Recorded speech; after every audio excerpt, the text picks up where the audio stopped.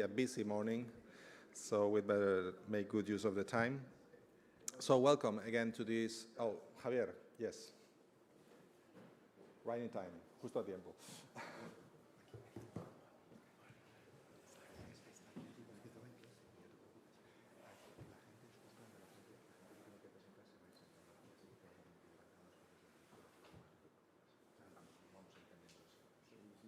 No, pero no te preocupes, no, aquí. So, again, sorry, welcome everyone to this section about innovative research projects in our area of cultural heritage and digital technologies. We are very honored to have assembled such a distinguished panel of speakers, and we really would like to express our appreciation to all of you for your participation. With some of you, we have shared the happy news of the Europa Nostra Awards this year. With some others, we have long-standing collaborations, or some of them who might be just starting now. So in any case, we will first listen to all the presentations. We'll have short presentations between 10 and 12 minutes for each of them. And then at the end, we'll have time for questions and answers. So since it's them who we have come to listen to and time is short, let me first introduce Dr. Eva Kaptein, who is not with us, but she's on Zoom. She's the project leader of the Heritage Quest project at Erfgoedland in the Netherlands. She's a landscape archaeologist who has worked in several universities and research institutes in Leiden, Leuven, and Brussels, investigating the character and impact of ancient human-environment interactions. She sees citizen science as a highly beneficial part of scholarly practice, just like we do. And Eva, you're very much welcome, and we listen to you. Thank you very much. Well, first of all, thank you for inviting me and making it possible for me to join you remotely. And let's see if the technology. So, yes. Well, can you see the full screen, or do you see the side part as well? We still see your PowerPoint desktop somehow. Yes. Now it's okay. Yeah. Okay, thank you very much. Well, I will very briefly introduce the Heritage Quest project, which is a citizen science project in the Netherlands focusing on archaeology. It's a joint cooperation between Leiden University and Erfgoed Gelderland, a very Dutch organization which translates as Gelderland Heritage. Well, the basis for this project is our LiDAR data, and LiDAR data essentially it's a new methodology to gain elevation data, in which an airplane measures the land from above using laser technology, and this provides, first of all, a complete overview of the landscape, but also it's very detailed. And the big advantage is that, especially in forested or nature reserves, where on the ground, as you can see in this slide, it's very difficult to see the terrain. You get a very detailed image of the elevation of the surface.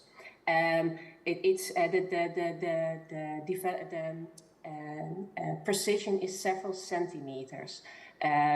So you can see a lot of things, including all kinds of ancient remains. And here, all these small dots, these yellow dots, are actual burial mounds. They are about between 3,000 and 5,000 years old, and there is still a lot to discover.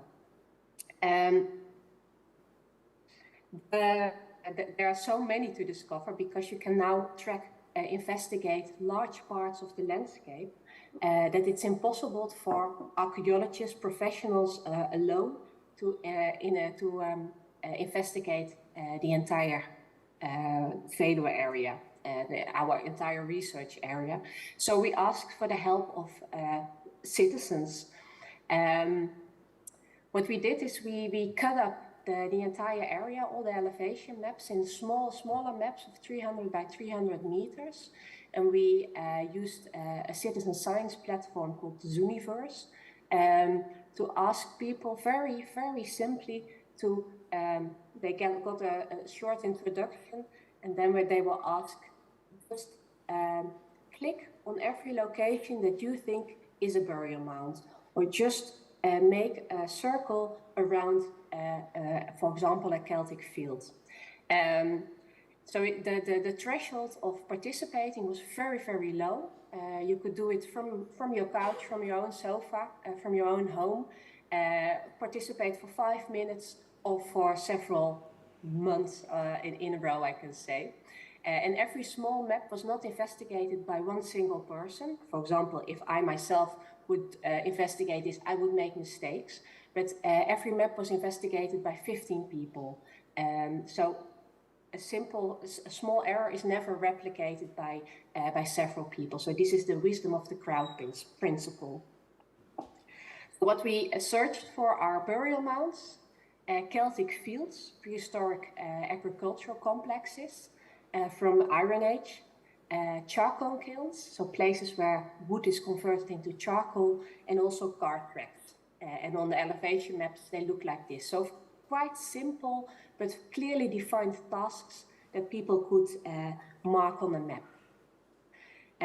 So after the first part of the project was an online search, and afterwards we went with the volunteers as well, volunteers and professional archaeologists together. We went into the field to actually check in the woods whether the remains that were discovered were actual archaeological heritage. So the results, they were astounding. In total, we covered all over 2,000 square kilometers, whereas when we first started, the project started as a test. We were thinking, we would be very satisfied if we had been able to cover 100 square kilometers. But when we opened up the Zooniverse platform, people were so enthusiastic. But in the end, 6,500 people participated, and we covered an area far larger than we initially expected to do. The results in this map, you can see all the clicks of the volunteers that they thought were burial mounds. They are not actually all burial mounds. There are quite a lot of mistakes, but we think that we have doubled the number of these prehistoric remains. We have doubled that number. For the Celtic field, we have even tripled it. We have now 36 square kilometers of prehistoric agricultural complexes. And the charcoal kilns, before the project started, only about 10 were known, and now we are almost at 950 of these examples. So the scientific results are enormous. But also a citizen science project has quite a large impact. Of course, you have the actual participants, and then you have a group of users who return every evening, every day. They investigate several maps, but also the people who are less enthusiastic, but once in a while they come and join. But also there's the wider public that gets to hear about the heritage that is, in our case, hidden in the woods behind their village or behind their town. So it's citizen science is a means to reach a large audience, not necessarily to participate themselves, but they will hear about it from word of mouth, but also through the media. Well, what for us was really important about making it a citizen science project. There are several, for each group, there are several benefits.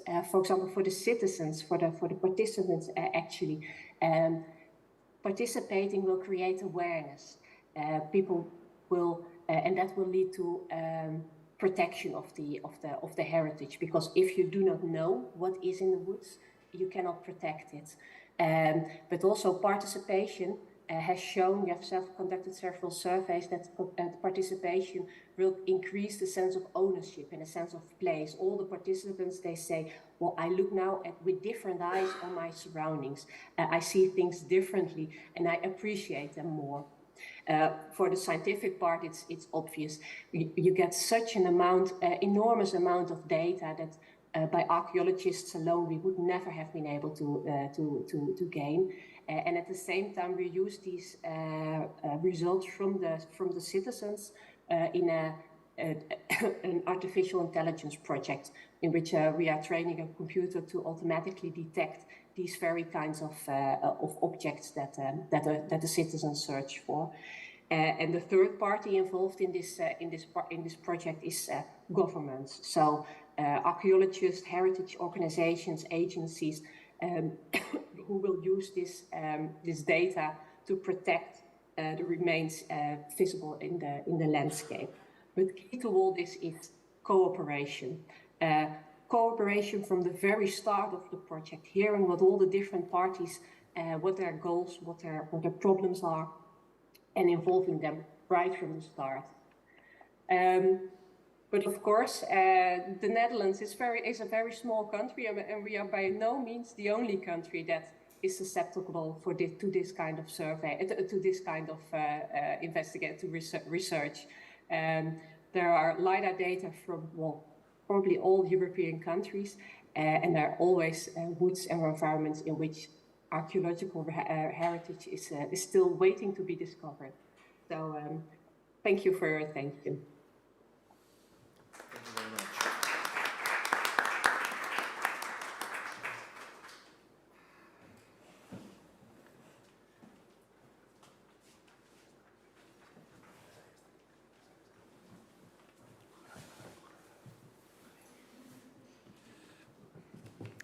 Thank you very much, Eva.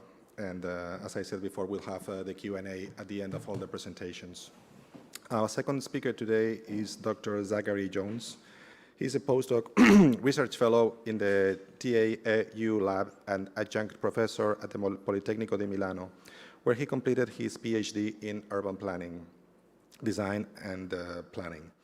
In addition to a number of published journal articles, he has also authored the book Cultural Mega Events, Opportunities and Risks for Heritage Cities. He was a key member of the HOMI project, Heritage Opportunities/Threats, within mega events in Europe, which was awarded the European Heritage Europa Nostra Award 2022 in research. Zachary.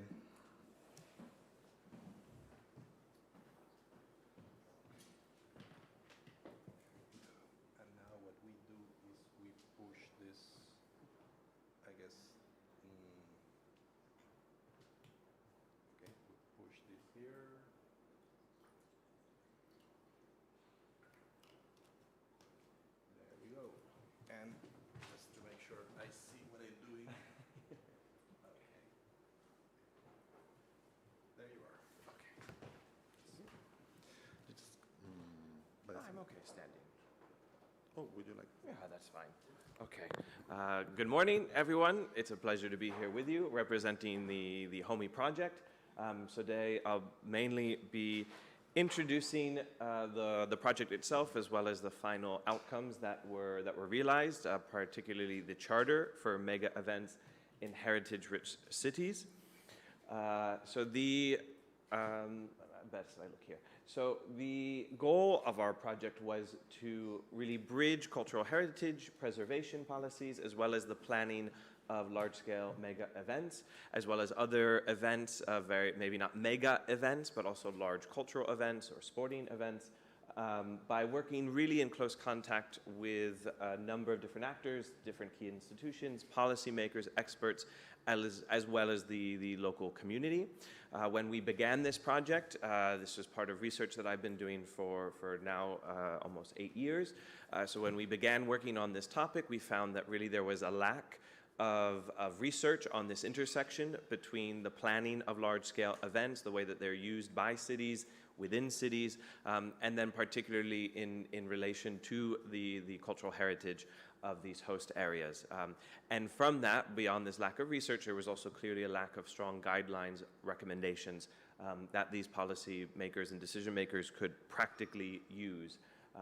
So our first step in this was really to develop new understandings through the research of this heritage and mega events link, then study how policies could deal with heritage places and values, and then finally, of course, provide actual recommendations for improving mega events within cities, focused mainly first in Europe, but also understanding that our scope could go well beyond and be applicable for other locations.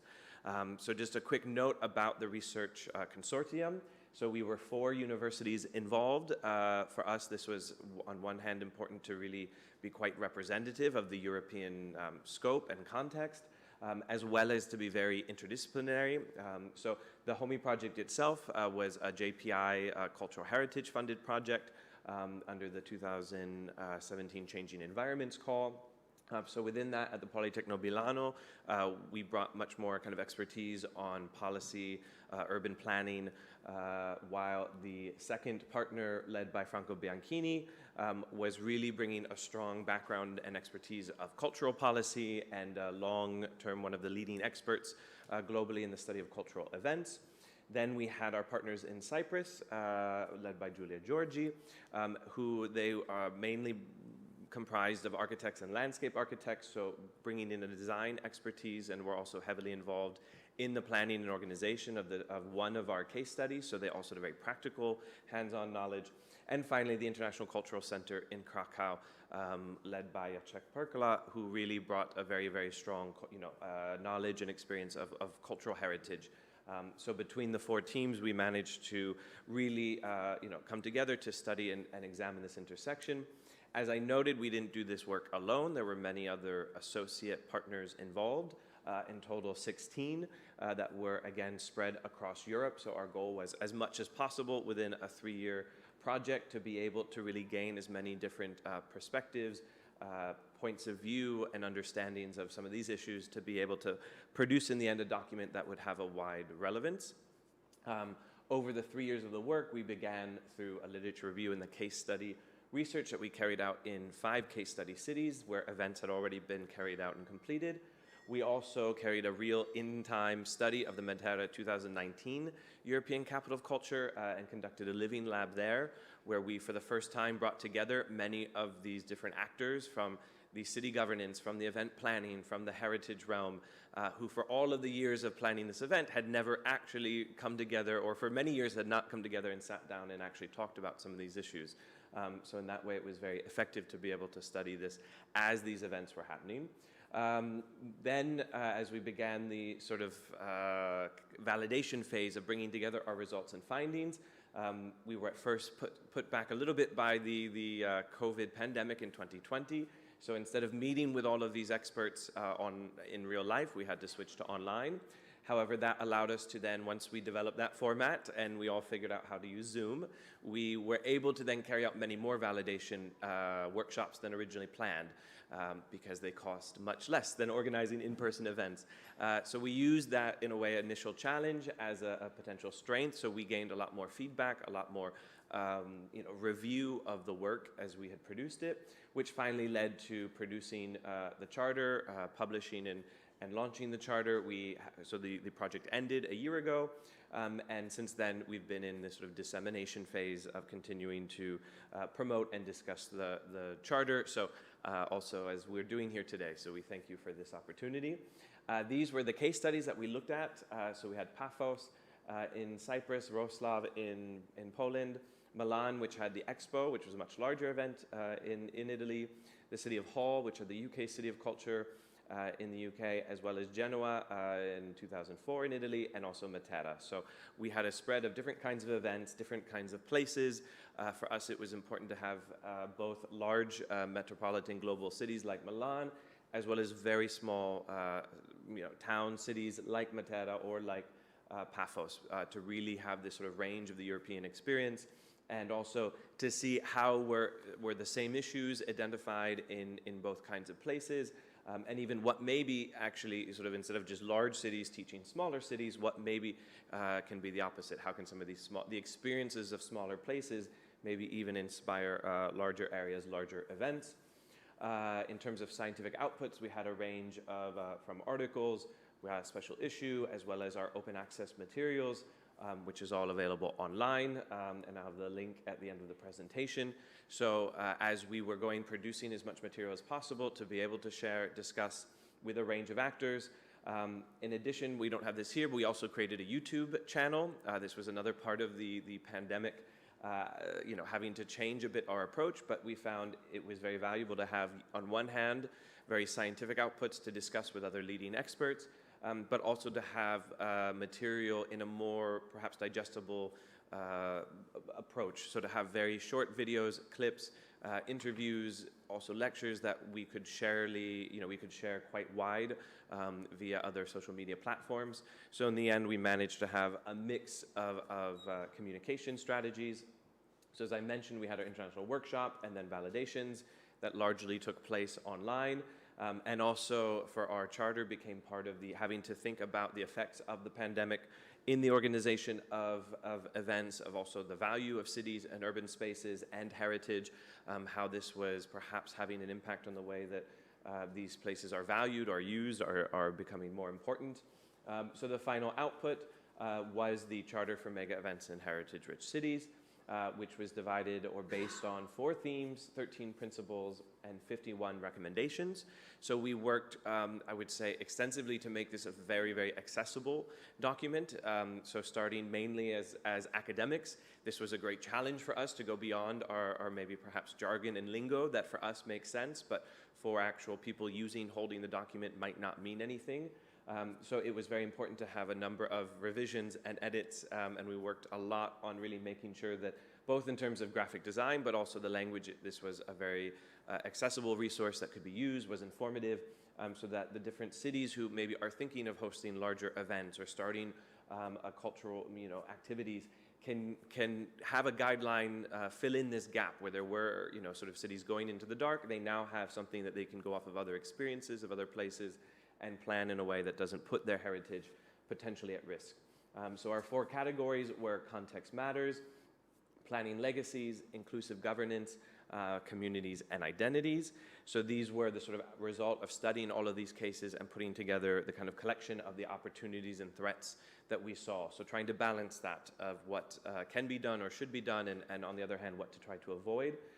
So really, in a way, not that this applies only to heritage, but we found particularly for heritage quite important to really begin from the local context, recognizing the importance of either local features, but also the existing institutional settings, and how to approach the thinking of events, how to think about their organization and planning, rather than just the mentality of bigger is better, which often is attached to large-scale events. Then from the beginning, thinking about planning legacies. So legacy is framed always as being quite important, but really perhaps expanding and from the beginning thinking about what multiple legacies might mean. So identifying tangible and intangible heritage as part of this, and also recognizing the different timeframes of events that can be very compact and have very fast deadlines versus heritage, which maybe needs a long time to be studied and dealt with and valued. So trying to manage some of those potential, exists the potential for conflict. Then in terms of governance, recognizing the complexity of these processes, but it's critical to really be as inclusive as possible. So really, especially in these events, often heritage experts or actors or grassroots organizations were maybe not considered in the early phases, maybe brought in at the end just for approval. But we found actually by working together, collaborating from the beginning, was a much more effective and resilient approach. And then finally, communities and identities, noting the plurality of this, that in any place, there's not just one community or one identity, but there are going to be multiple ones. And inevitably, large-scale events, when there is this sort of focus and funding, can ignite conflict. And so the idea, again, is by bringing together groups as early as possible, there's the chance to anticipate some of these issues through planning and public involvement, but also recognizing the limits of this, that it's not going to just be an instant solution. This is something that requires work and dedication, and also we found a need to be very I would say, continuous in this, because often there's a lot of participation early on, and then sort of the doors become closed, and no one really knows what's happening in some of these events. So then that can also create a bit of a backlash when communities then all of a sudden feel excluded. So from this, again, that's a very brief overview of the charter, but we were very happy, or for us, the kind of final support of our work was the fact that it was then endorsed by a range of different actors around Europe, but also globally. So from the local level of different cities or future capital of culture events endorsed us, to then also large-scale national organizations like Ministries of Culture, the Association of Italian Municipalities that has several thousand municipalities connected. We then also had international groups like the Organization of World Heritage Cities, like Europa Nostra. So we saw from this clearly there was a recognition of the value of this document, that what we saw years and years ago as being a sort of blind spot in research and in practice, we saw then confirmed by this wide range of experts, decision makers, and various actors. So these were just some of the endorsements from Europa Nostra, from also United Cities and Local Governments, the Committee on Culture, as well as the mayor of the city of Milan. So the fact that having all of these different levels and different expertise from heritage, from planning, from cultural activities could see the value and the importance of this document for us was a great support. And also the fact in this last year we've seen the evidence of this, that events, future events like Milan Cortina Olympic Winter Games 2026 have already been using our charter, as they will be hosting some of the closing events for the Olympics in the ancient Roman arena in Verona, along with other, especially natural sites. So they've been referencing our document in their planning or practice. Then also other events like the Bergamo Brescia 2023 Italian Capital of Culture, which is taking place next year, has also, from the start of their process, been using our charter. So with activities like that, plus of course the Europa Nostra Prize this year, we saw as a support for not only the work that we did, and though the project is completed, we see the need for it to continue and in this dissemination phase as events are going on and especially are changing in their form. So I leave here, if you're interested, all of our information is online on the website below, and this is the QR link that goes exactly to the charter that you can download. It's currently available in English and Polish. We're working on the Italian translation, and perhaps we'll also have a Spanish one at some point in the future. So thank you very much.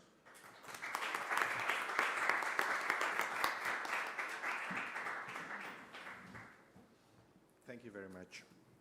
Our next speaker is Elisa Monselato. She works in cultural management in southern Italy, where she's the coordinator for ICOM's regional group. After her studies on cultural management, she cooperated with Unisalento on research projects on cultural sustainability for local development. In 2014, she earned a specialized course at Luis Creative Business Center in Rome on contemporary art and urban creativity. Since 2013, she's been working on audience development projects concerning small museums, new technologies, and participatory processes. So let's get your presentation here.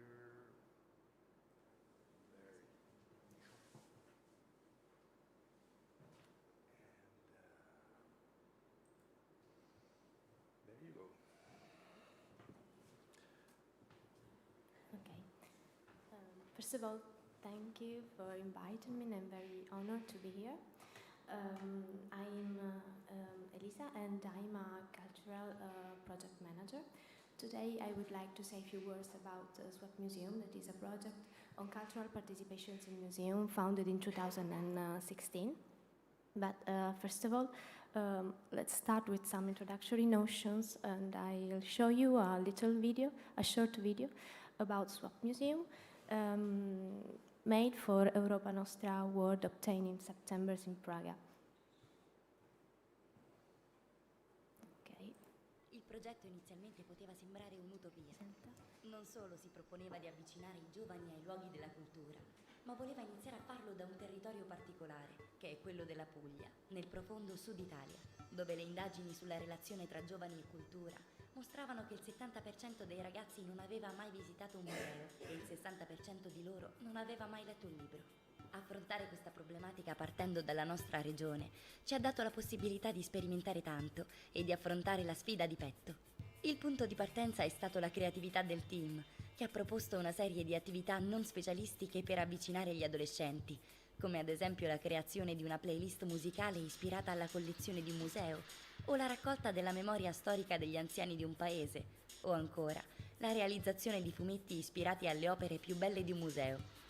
I ragazzi che hanno aderito alle nostre call lanciate sui social hanno cambiato totalmente la loro percezione di musei, siti archeologici e castelli, che sono state le nostre e le loro basi operative. I luoghi della cultura, se fino a quel momento per loro erano realtà quasi impenetrabili, con contenuti da vedere ma non toccare, con Swap Museum sono diventati per loro dei luoghi di ispirazione e di creazione, luoghi in cui coltivare la propria creatività. I ragazzi hanno scoperto che questi luoghi sono vivi, sono scatole di memoria che conservano storie da fare proprie e reinterpretare e che soprattutto possono rappresentare il centro della vita sociale. Dall'altra parte, i musei si sono rinnovati attraverso i loro occhi. Gli swapper, così chiamiamo i ragazzi che rispondono alle nostre iniziative, sono poi premiati con dei benefits da spendere in cultura, buoni per l'acquisto di libri, voucher per cinema o teatro, concerti o ancora biglietti per viaggi studio all'estero. Tutti premi volti a innescare un circolo virtuoso in cui la cultura premia con altra cultura. Questa è la nostra idea, questo è il nostro swap. Dal 2016 ad oggi, Swap Museum ha raggiunto 61 istituzioni museali della nostra regione, è sostenuto da 14 aziende e conta 670 adolescenti che hanno trascorso 22.000 ore negli spazi museali. As you have seen before the COVID pandemic, museums were our operational base. Because of the COVID, the scenario totally changed. On one side, we had teenagers more and more isolated with a consequent impact on their mental health. On the other side, museums were forced to close and they had to manage an increase in marginality. So we decided to turn these problems into opportunities by rethinking our digital strategy and choosing to move all the activities online using free digital tools. But how? The first step was to strengthen the digital skills of museum staff by transferring them tools to create virtual tours. Operators in our small museums were not used to using digital tools in audience development since that moment. So in a few months, we have created with the museum staff 11 virtual tours. The second step, swappers improved their digital and soft skills, carrying out activities such as social challenges, the organization of virtual events for other teenagers, emotional audio guides and captions, and digital treasure hunts.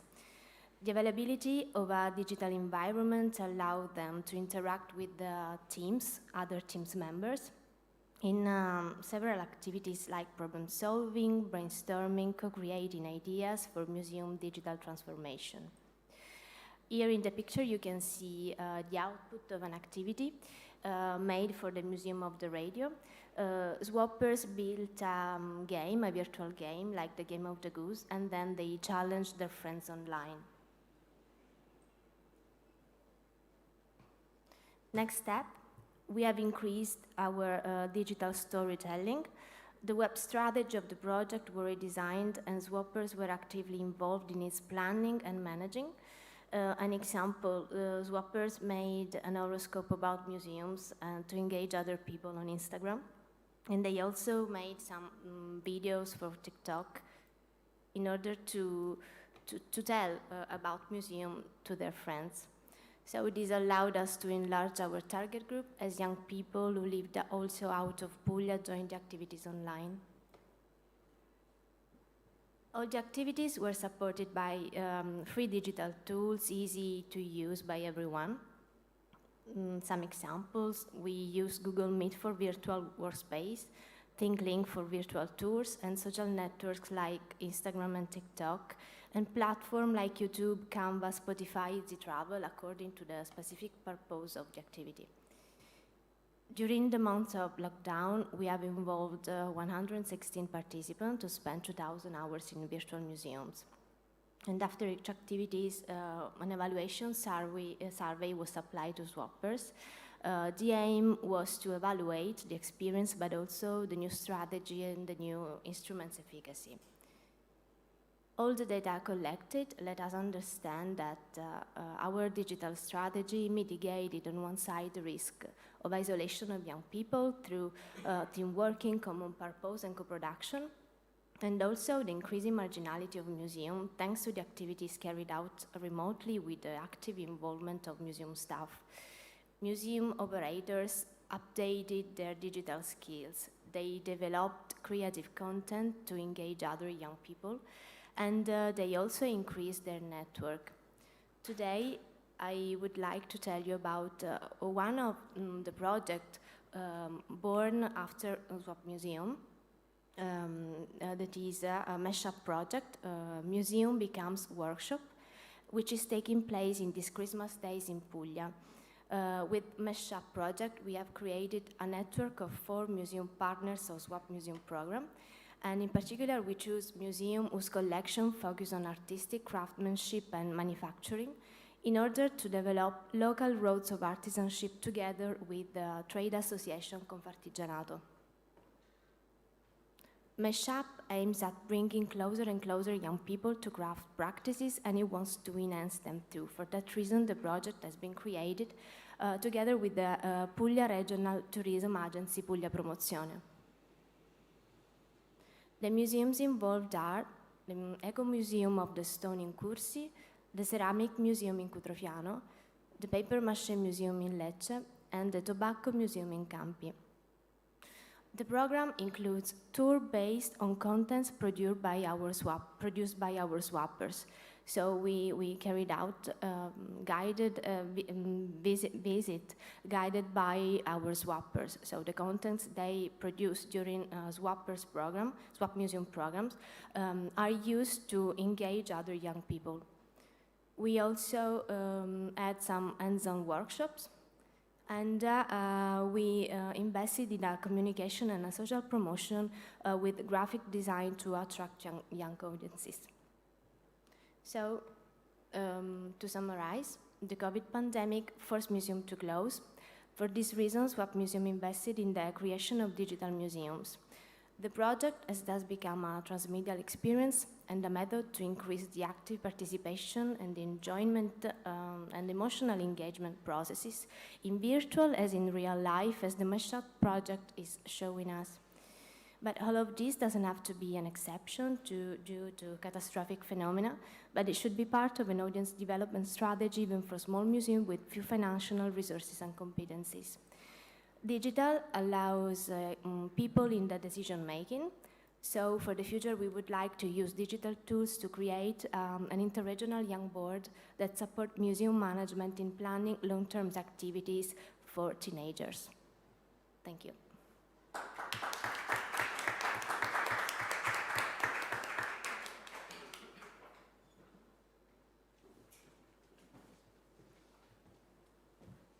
Thank you very much and congratulations. Our next speaker is on Zoom, and he's Dr. Kasra Seigafi. He's the co-founder of FluxGuide, a research-driven company at the intersection of digital technologies and cultural heritage. Dr. Seigafi has more than 20 years of leading experience in research activities and industry projects. He contributed to the fields of digital learning, mobile innovations, and cultural heritage technologies. With FluxGuide, he received several awards, for instance, the European Commission Innovation Award 2018, or the United Nations World Summit Awards in Austria in 2021. His current work revolves around cultural archive explorations, extended reality in cultural heritage, and digital museum education. I guess we can see him now, Dr. Seigafi. Hello, can you hear me as well? Yes. Yes, we can. Yes, great, thank you. Good morning, greetings from Vienna, from Austria. My name is Kasra, I'm from FluxGuide, and I very briefly want to talk about the research topics we're working on at the moment. Maybe as a company, we do digital solutions for museums, cultural heritage institutions, and archaeological sites, cities, etc. And on a research and development side, we do a lot of projects concerning using new technologies and new approaches in order to enhance cultural heritage in general, and the mediation and exploration of cultural heritage in concrete.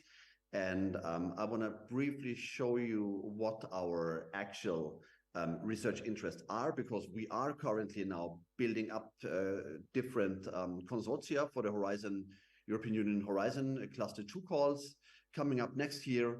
And then I want to show very briefly also two projects we participated in, which I think cover very interesting and exciting topics also for the future. I'm going to share my screen here. Let's see if I can get rid of all those things here. Yeah, okay. Very shortly, the basic overview on what we are interested in is what we are working in at the moment is everything revolving around visitor participation in museums, using digital, be it on-site or remote or XR, AR technologies in how you can bring the cultural heritage to the people. And we work here in research projects with universities, with museums, with archaeological sites. We work with other research institutions. We research areas on not only how to mediate content, but also, as you can see here, on how to provide orientation, how to connect different locations. One focus is gamification and education, how to use e-learning mechanisms and gamification solutions or approaches for cultural heritage mediation. And how to, of course, extended reality is a thing. I'm going to show you a project here in a minute. And accessibility is also one thing where you can use digital in order to bring cultural heritage to target groups who weren't able to get this information so far. And yeah, so that's basically where it revolves around. And as said before, we do here you see some examples of real world projects, so to speak, but also some parts of R&D projects. And what combines them all is how to use like the different technologies which are out there or are still developed, and how to exploit them, so to speak, for the cultural heritage area. We have a specific focus on museums, but we also do a lot of work for, let's say, outside or outdoor locations, where it's about also to mediate cities or archaeological sites. And the project I wanna show you is well, yeah, basically what we did were different projects in the last couple of years, mostly inside the European Union, but not only. And one project I want to show something about is Intavia. Intavia is a very interesting project. It's because it's a European Union, a Horizon Europe project, and it is about the tangible and intangible European cultural heritage. What basically the whole project is about, as you know, those projects, we are only a part of it, but the whole project is about how to connect the different archives out there, both from the museums as well as especially biographies, the intangible cultural heritage, and also public and open databases, in order to connect them to one repository, which then more or less easily can be researched, created, curated, analyzed, etc., used for research, but also used for mediation, for digital storytelling. This was our part. So our part was how to collect huge amounts of cultural data and how to bring this in new forms, how to transform data into digital stories, into digital visualizations.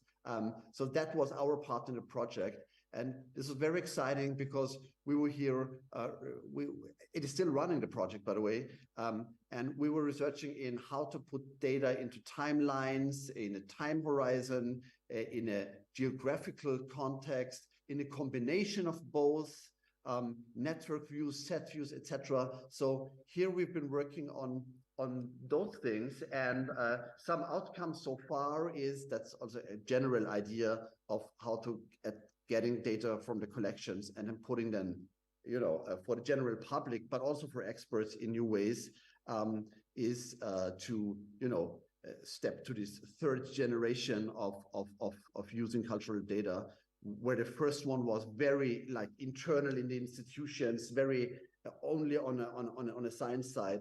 The second was a little bit opening the space towards the public, and on the third one, making it really explorable and put it into digital stories as well. So we are experimenting then with how to create narrative tours and different types of visualizations, and also how to bring this in dialogue-based or learning-oriented approaches or participative approaches.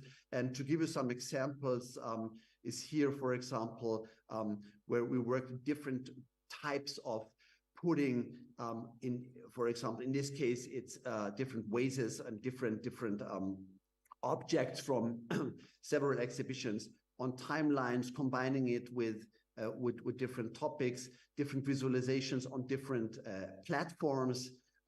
Another topic is how to combine, for example, timelines with geographic information. Another large thing is how to use the data for participative processes, for example, here, where users can use the data and the connected content to create their own exhibitions and to publish them and to make it co-creative. Or in this project here, which is also a side project of the research project, which was about exhibition about Buddhism, and we put this exhibition into an interactive, explorable web platform, basically, where even though the exhibition itself does not exist, it's still here not only preserved in the web, but it's also explorable and accessible. Or this example here, where we combine the biography data of several persons with object data from museums and archaeological sites in order to create a digital story, a digitally explorable story of this protagonist here, and making the data not only visible but also explorable. So that was one very interesting project. One outcome of the project was, for example, we did a paper on where we tried to find an overview on where in digital humanities digital storytelling was used and made different categorizations, etc. So if you're interested in this, of course, I can send you the links. The second project I want to show you was called HoloMuse.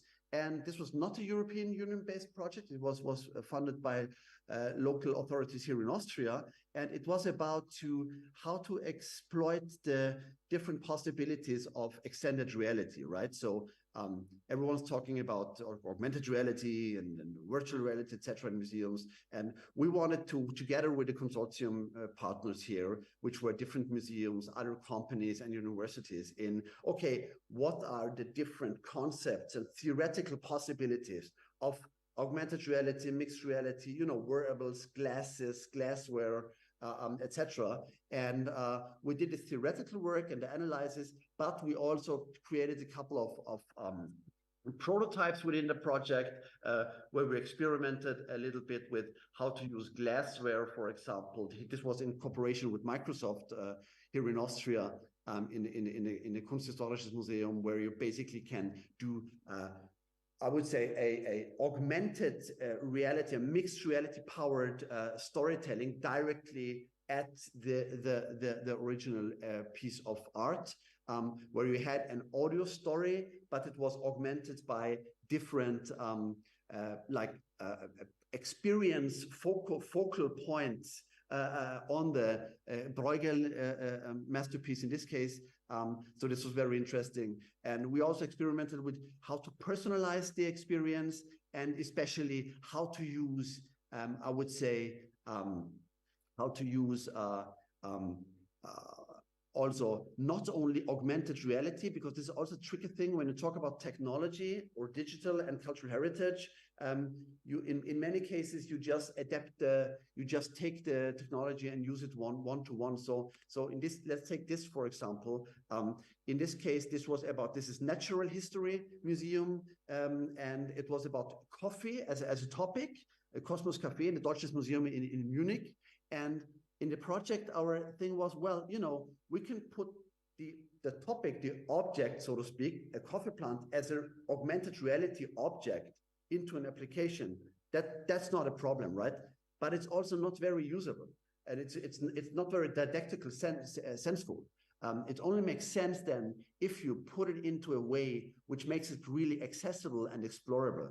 And that's why we worked with concepts from gamification and from also from e-learning a little bit, but especially here when it's about we try to develop a concept in how to use gamification and level and reward systems in order to mediate this cultural heritage content. So in this case, we not only put the coffee plant in an AR mode, but we also connected a challenge to it. So you as a user, you would have to feed the plant, to give it water, to give it sun, and to perform different tasks which are connected to the topic of this theme here.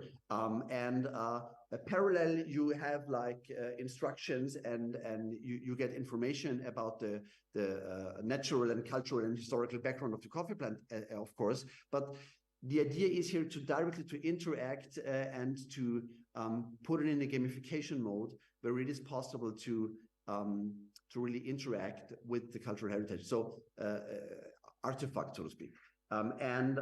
So you can see here then, and after you're done, then you can also see how you performed. So this is also competitive a little bit, etc. So those are different things which came out of the project as prototypes. And of course, also outdoor locations, we did combine, we did within this project, we combined different archaeological Roman sites in Europe and connected them into one application and made them accessible via augmented reality. And also this project, also here we wrote a paper where we try to combine the different findings of the project, both the theoretical as well as the practical, and to do a kind of categorization of augmented reality at museums. So this was also something we haven't found before. So we try to find a way in how to characterize, sorry for the bad resolution here, how to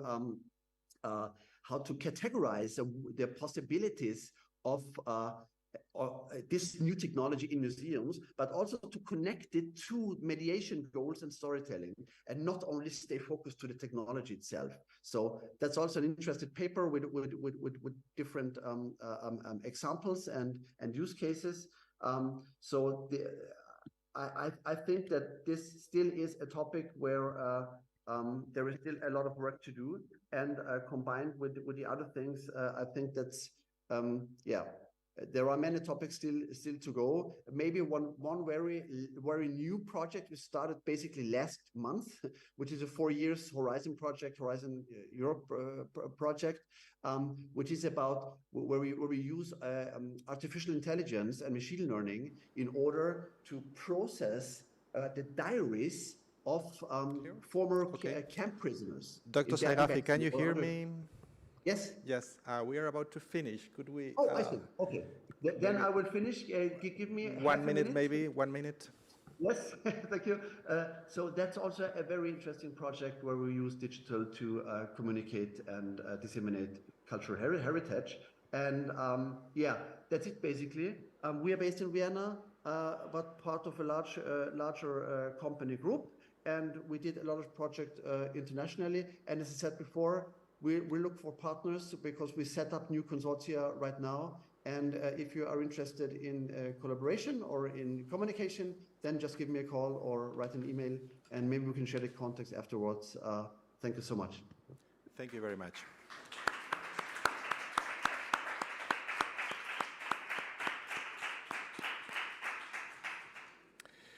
Okay. Our fifth speaker today is Dr. Inga Leemans. She's professor of cultural history at Vrije Universiteit Amsterdam and director of the Mertens Institute for Dutch Language and Culture at the Royal Netherlands Academy of Arts and Sciences. She's also the principal investigator of the Horizon 2020 Europa project, a transdisciplinary research and innovation project on olfactory heritage and sensory mining. Her research focuses on early modern cultural history, the history of emotions and the senses, cultural economy, and digital humanities. Dr. Leemans is also a member of the scientific board of the JPI Cultural Heritage Initiative and a member of the Dutch National Council for Cultural Heritage. I'm told that it's highly interactive. Her presentation is highly interactive. And so, Dr.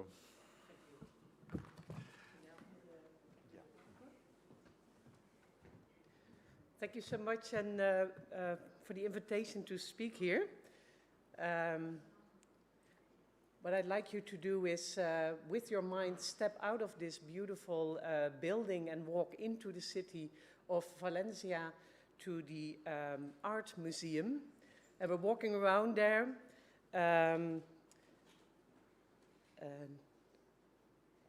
Here there's a visual to think with me.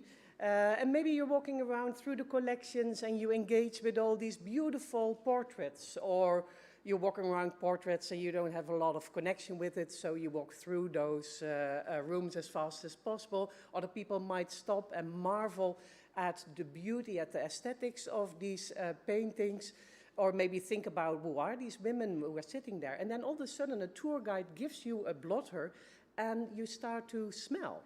And maybe at that point you will focus on different parts of the painting and think about the gloves that all these women are holding in their hands, and think about maybe these women also had specific olfactory realm smell environments around them. And then you might start to wonder about the smell of gloves. And gloves, of course, were made of leather. And leather making, tanning, is a quite horrible, smelly process. I won't go into the details with you today, but there's a reason that perfumes were developed to sort of neutralize the smell of gloves. So all of a sudden you might have a completely different intake into these portraits and start to think about how did people have knowledge, what is the craft of perfume making, and do we have historical recipes? And actually the perfume,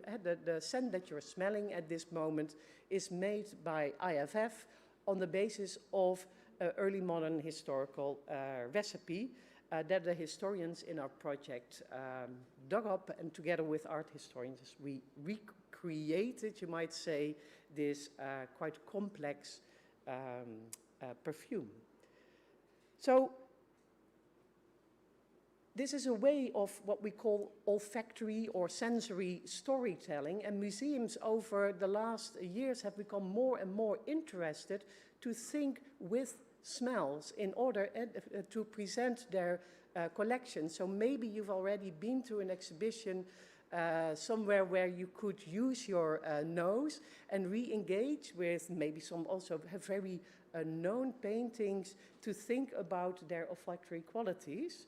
And museums are interested in this because of inclusivity, for instance. Young people, we just heard about how to attract youngsters to museums. Well, smell can be a solution to that. Inclusivity, people with visual impairment, the blind people can be attracted to the museum and think and feel the collection in a different way, but also knowledge finding, so you can re-engage with known collections in other ways. And also smaller museums now can have an advantage because they can represent their collections. Well, and also your digital collections can be presented by smells. And this is a mission that the Europa project has taken up.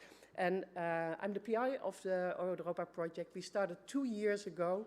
Raphael Trancy and Marco Romaniques are in the room here. They're also part of this project. And actually, it's in the same topic that the Intavia project, which was just presented also started with, namely the question, how can we have all these digital heritage collections that the European Union invested so much in connect better and also become more tangible for wider European audiences. So our solution here is smell, because smell is both tangible and intangible, and also it has the possibility of bringing about maybe not so well known but very actually quite essential stories about European culture, shared European stories about shared stories about European culture. So our goal is to enhance the impact of digital and tangible collections, cultural heritage collections, through olfactory storytelling and sensory mining. And it's quite an inter and transdisciplinary project. I don't have the time to get really into the details, but we have a very strong, of course, computer science base in the Europa project. One part is about computer vision. So we have a team working together with art historians, try to capture smell in paintings and prints and drawings, and so you can think about things that smell, but also you can think about smell gestures, like people pinching their noses, turning away from or turning towards an object. And can we train the computer to actually capture those smell moments in our cultural heritage? So that's one part. A second group is creating a sensory mining technique for text mining in cultural heritage documents in 7 different languages. So we didn't make it easy on ourselves. The project mainly focuses on the period between 1600 and 1920, and that has to do with the open access and the availability of large quantities of text and image databases. So we're trying to find out how we can capture these smell events and how people were talking about smells. What smells were discussed and what were the sensitivities around them, the emotionality of it. And now Eurocom and JSI help us get that together into a knowledge graph. And here they really had to be inventive to think about a language, an ontology which can capture the smell event. And if you want to know more about, then our team leaders, I'm quite sure, will be happy to tell you. This all will result in different kinds of deliverables. Actually, we were quite astonished that it did work. At this moment, we already have the Europa Smell Explorer online, so you can look at a beta version, a draft version, and there already you can find over 200,000 quotes about smell events, quotes where people, nose witnesses from the past, discuss what they are smelling. And you can connect them over countries, and you can sort of follow the path of different smells. Think about lavender. You can follow where lavender is discussed or is visualized. And to help people navigate our knowledge graph and our search environment, we're also creating an online encyclopedia for the history and heritage of smell, where people can find curated stories. So this can also be an entrance for museum curators to start, how can I learn about this maybe strange topic? Where do I start? And that will, the encyclopedia will be presented next year, in the final year of our project. Another part of our project, and we started with this, is coming from heritage science and scent reconstruction. And here we work with chemical analysis and also with perfumers, of course, to make use of their knowledge base to think about actual reconstructions of olfactory objects that we still have in the museums and recreations like the ones that you just smell, or maybe more creative interpretations of historical smells. And here we want to build a European smell library, and we are thinking whether we hope to land that as a real archive for people to come and smell in the future. But what is most important maybe is also the documentation aspect of it. Hardly any of this has gone documented up to now. So how can we create a documentation system for smell reconstructions and smell heritage for the future, so other groups can build on our knowledge. We're presenting these smells in different events. In Amsterdam this summer you could do an urban tour through the city to discover Amsterdam's eco-history, and smell is also a potential topic to think about industrialization, for instance, and what it is that we did to our noses over the last centuries. And we're evaluating what we're doing, because again, it's not so much about creating interesting and sort of wow events. It's also about how to document then what it is that happens if you bring smell to the European public. What kind of values are created with it? What kind of knowledge is gained? So we're also trying to capture that. And in the end, one of the deliverables of the project is a toolkit for GLAMs, for museums, for librarians, for archivists who think who are interested to work with smells, but maybe have also anxieties about what is it that I do if I bring an additional scent into my museum. Is that harmful for my collections, yes or no? And the last part of the project is policy making. We're trying together with UNESCO groups and with intangible heritage communities to think about the role smell plays in, for instance, intangible heritage practices, and also how can we put sensory heritage higher on the map of heritage policy making in the future. Now, last issue, when we started the Europa project, we really experienced a global press storm, and we were completely taken over by it. So in the first weeks and months of the project, actually before the project started, we gave dozens, and in the end, up till now, hundreds of interviews, but also these interviews were picked up all over the globe, from Ethiopia to New Zealand to everywhere.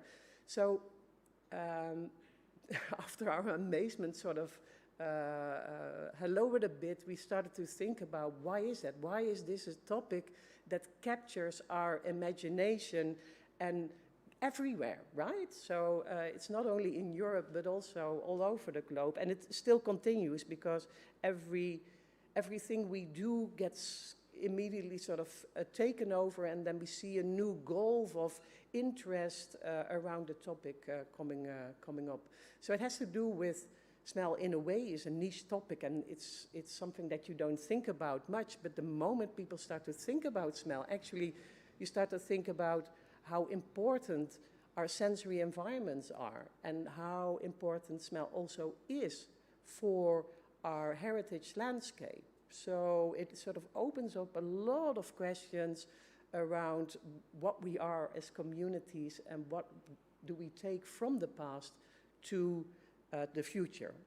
Yesterday we visited the beautiful bell tower of the cathedral here in Valencia, and we learned a lot about bell sounding, bell making, the musicality of it. But we did not think about the smell of bells. And actually, at this moment, and in January, this is a precursor, because in January we're going to present the smell of the Liberty Bell in Philadelphia.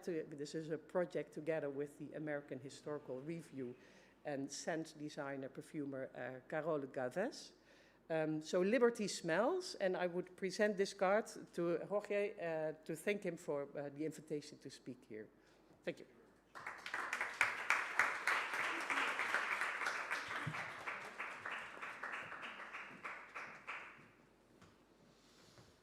Good. Thank you and congratulations. So our last and sixth speaker today is Professor Javier Giner. He studied philosophy and aesthetics at this very university. Since 1989, he's professor of product design at the Escola d'Art y Superior de Diseño de Valencia. He has also directed this School of Design, where he teaches at the graduate and undergraduate level. He's also the co-director of the Valencian Archive for Design and has curated a number of exhibitions like Design Valencia 2009-2019, Products for a Global World, celebrated in Ibam Alcoy. He will be talking about SILKNOW, the project that originates all this meeting, but from a different point of view to the ones that you'll be seeing later this morning. And it's our very much cherished collaboration with the Escola d'Art y Design. So, Javier hará su intervención en español y contará esta experiencia tan estupenda que hemos tenido trabajando con profesores y alumnos de diseño. Gracias. Buenos días. Sorry, I don't speak English. Lo lamento profundamente. Efectivamente, para nosotros, la Escuela de Arte y Superior de Diseño de Valencia es una escuela que tiene 170 años de antigüedad. Es la heredera del movimiento Arts and Crafts dentro de la renovación educativa que se hizo con la Ley Moyano en el siglo XIX, que creó la red de escuelas de artes y oficios en España. Tenemos una tradición de trabajo muy implicada con la realidad profesional del diseño y empresarial, y dentro de esta filosofía nosotros pensamos que a diseñar se aprende diseñando, y por tanto desde los primeros cursos intentamos que los proyectos que desarrollan los alumnos sean reales. En este sentido, muchas asignaturas trabajan en esta dirección, pero en el caso del laboratorio de ideas es una asignatura un poco especial porque es una asignatura transversal, es una asignatura del cuarto curso del grado en diseño. Por tanto, vienen alumnos de cualquier especialidad, bien sean de diseño de producto, diseño gráfico, diseño de moda, diseño de interiores, joyería o fotografía, que son las especialidades que tenemos en la escuela. Y trabajamos no tanto para desarrollar productos comerciales, cuanto para desarrollar investigaciones creativas e innovación creativa. Este es nuestro objetivo, poner un laboratorio de ideas al servicio de las empresas o de las instituciones que quieran hacer esta experiencia. Este fue el caso de SILKNOW. Aparecieron milagrosamente en el año 2020. Hasta ese momento habíamos trabajado con algunas instituciones, pero vinculadas fundamentalmente al ámbito del diseño social. Por ejemplo, Coopera, que es una empresa vinculada a Cáritas, con la que habíamos desarrollado proyectos muy interesantes de investigación sobre el desarrollo de nuevas posibilidades en el entorno en el que ellos trabajan, y fundamentalmente empresas. Pero en este año trabajamos con SILKNOW y con otra institución también cultural, y eso nos permitió abordar una dimensión nueva de lo que es el diseño aplicado a desarrollar nuevas ideas.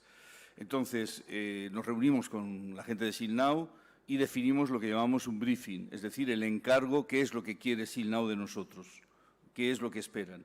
Entonces, definimos dos líneas de trabajo fundamentales. El proyecto SILKNOW ya estaba arrancado, ya llevaba todo un desarrollo, estaban ellos más bien en la parte final, y la idea era, se nos planteó el reto de diseñar estrategias u objetos para poner en valor el patrimonio de la seda. Este era un encargo. El otro era el de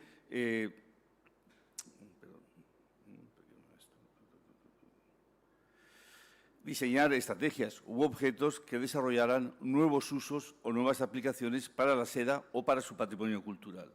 Con estos dos briefings nosotros se los entregamos a los alumnos, se los presentamos, y dos grupos de 15 alumnos por separado, cada uno de estos grupos empezó a trabajar sobre cada uno de estos dos briefings. Los alumnos tenían que hacer propuestas sobre los dos briefings, no podían elegir, tenían que responder a este encargo en las dos direcciones que se nos planteaban. Este proyecto se desarrolló de octubre a diciembre del 2020 y fueron unas 160 horas de trabajo por parte de los alumnos. La idea era simular una situación real, es decir, SILKNOW es nuestro cliente, SILKNOW viene y nos dice esto es lo que a mí me interesa, y nosotros nos ponemos a trabajar. Tenemos una segunda entrevista con SILKNOW para decirle esto es lo que hemos pensado. SILKNOW, el cliente, dice estoy de acuerdo o no, por aquí. Tenemos un trabajo, una sesión de trabajo muy interesante, y a partir de ahí se desarrolla el producto que se presentó el 18 de diciembre del 2020. Entonces, con este planteamiento un poco empezamos a trabajar y un poco en esta idea que les decía, diseñar estrategias u objetos para poner en valor el patrimonio sedero, y establecimos ejes de trabajo posibles, por ejemplo, relaciones con otros materiales, técnicas, tipologías de objetos, motivos o dibujos para aplicar a la seda, etc. En este contexto salió una colaboración muy interesante con el Museo San Pío V. Como ustedes saben, además, Valencia iba a ser capital mundial del diseño, concluye mañana la capitalidad de la ciudad de Valencia como capital mundial del diseño, y se nos ocurrió la posibilidad de articular Museo San Pío V, capitalidad mundial del diseño, SILKNOW, y hacer una especie de triángulo de las Bermudas para ver un poco qué éramos capaces de sacar, intentando reunir estos tres elementos. Y la verdad que salieron proyectos muy, muy interesantes que pueden ver en la memoria del proyecto de SILKNOW, están recogidos. Entonces, esto no estaba en el principio, pero sí se planteó a partir del inicio del trabajo y se incorporó como una variable más a lo que los alumnos tenían que hacer. Entonces, como les decía, tenían 3 meses de trabajo. Evidentemente, ellos tienen más asignaturas. Esta es una de sus asignaturas, por tanto, no es de plena dedicación, pero fue un proyecto en el que engancharon con muchas ganas, porque realmente para ellos era algo absolutamente nuevo. La idea de trabajar, investigar sobre cosas que no tienen que ver con el consumo directo, sino que tienen que ver más bien con la generación de experiencias nuevas. Generar cosas, pueden ser objetos. Por ejemplo, un alumno que diseñó una campaña de publicidad para la campaña SILKNOW, que era en las escaleras mecánicas de las estaciones de metro, se proyectaba SILKNOW como un hilo que se iba tejiendo y se construía en el movimiento de la escalera mecánica un dibujo de seda en el que aparecía SILKNOW. No es tanto que haya inventado nada, sino que lo que ha encontrado es una nueva manera muy visual, muy potente de indicar, digamos, el valor de la seda en el patrimonio cultural valenciano. Entonces, bueno, digo esto porque para los alumnos fue una experiencia muy interesante, porque además, esto ustedes no lo saben, pero no sé, supongo que aquí en la universidad debe ser igual, pero los alumnos de moda son de moda, los alumnos de gráfico son de gráfico y no quieren saber nada que no sea de lo suyo. En el laboratorio de ideas se trata de que salgan de ese lugar de confort y se conviertan un poco, se metan en berenjenales que no son los que habitualmente hacen. Esto al principio tiene una resistencia, pero luego es muy divertido y la verdad que funcionó muy bien y encontramos alumnos de moda haciendo cosas rarísimas y alumnos de producto haciendo cosas de gráfico, es decir, se produjo un mestizaje muy interesante. Bien, entonces, a partir de ahí trabajamos en proyectos, se trabaja por fases, una primera fase de investigación a partir de tener claro la idea de cada alumno de lo que quería un poco avanzar. Hay que investigar, hay que buscar antecedentes, hay que buscar elementos de alguna manera similares, hay que trabajar sobre procesos o sobre materiales. Y una vez que esto está concluido, hay que empezar a idear, a desarrollar propuestas. Nosotros decimos que las propuestas tienen que ser factibles y tienen que ser rentables. ¿Qué quiere decir factibles? Es decir, que se pueden hacer. ¿Qué quiere decir rentable? Que su coste es un coste razonable para el marco en el que nos movemos. Pero además tienen que ser deseables. Eso que, de una manera coloquial, llamamos bonitas, pero en realidad es más que bonitas. Tienen que ser capaz de capturar la atención y provocar el interés de quien ve eso hacia lo que promovemos. Ese es el punto de deseabilidad, el querer ir, el querer ver, el querer saber de algo, ¿no?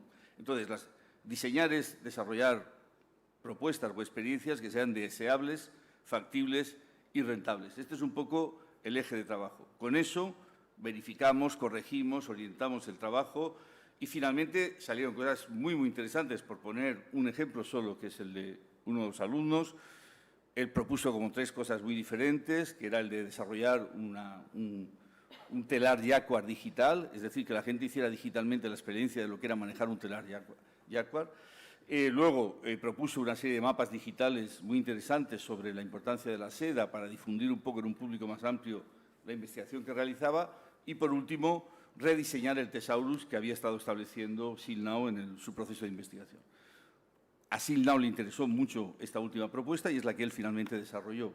Lo mismo con cada alumno. Digo esto porque esa fue un poco la idea de trabajo. Entonces, a partir de ahí nos pusimos en marcha para lo que llamamos la fase del desarrollo de la propuesta, que es lo que, como decía, les presentamos el 20 de diciembre y que finalmente tuvo una exposición que funcionó muy bien y que de alguna manera creo que la pueden ver. Yo no digo porque no me carga el PDF de la presentación de los alumnos. No lo podemos ver, no lo tengo aquí. Muchísimas gracias.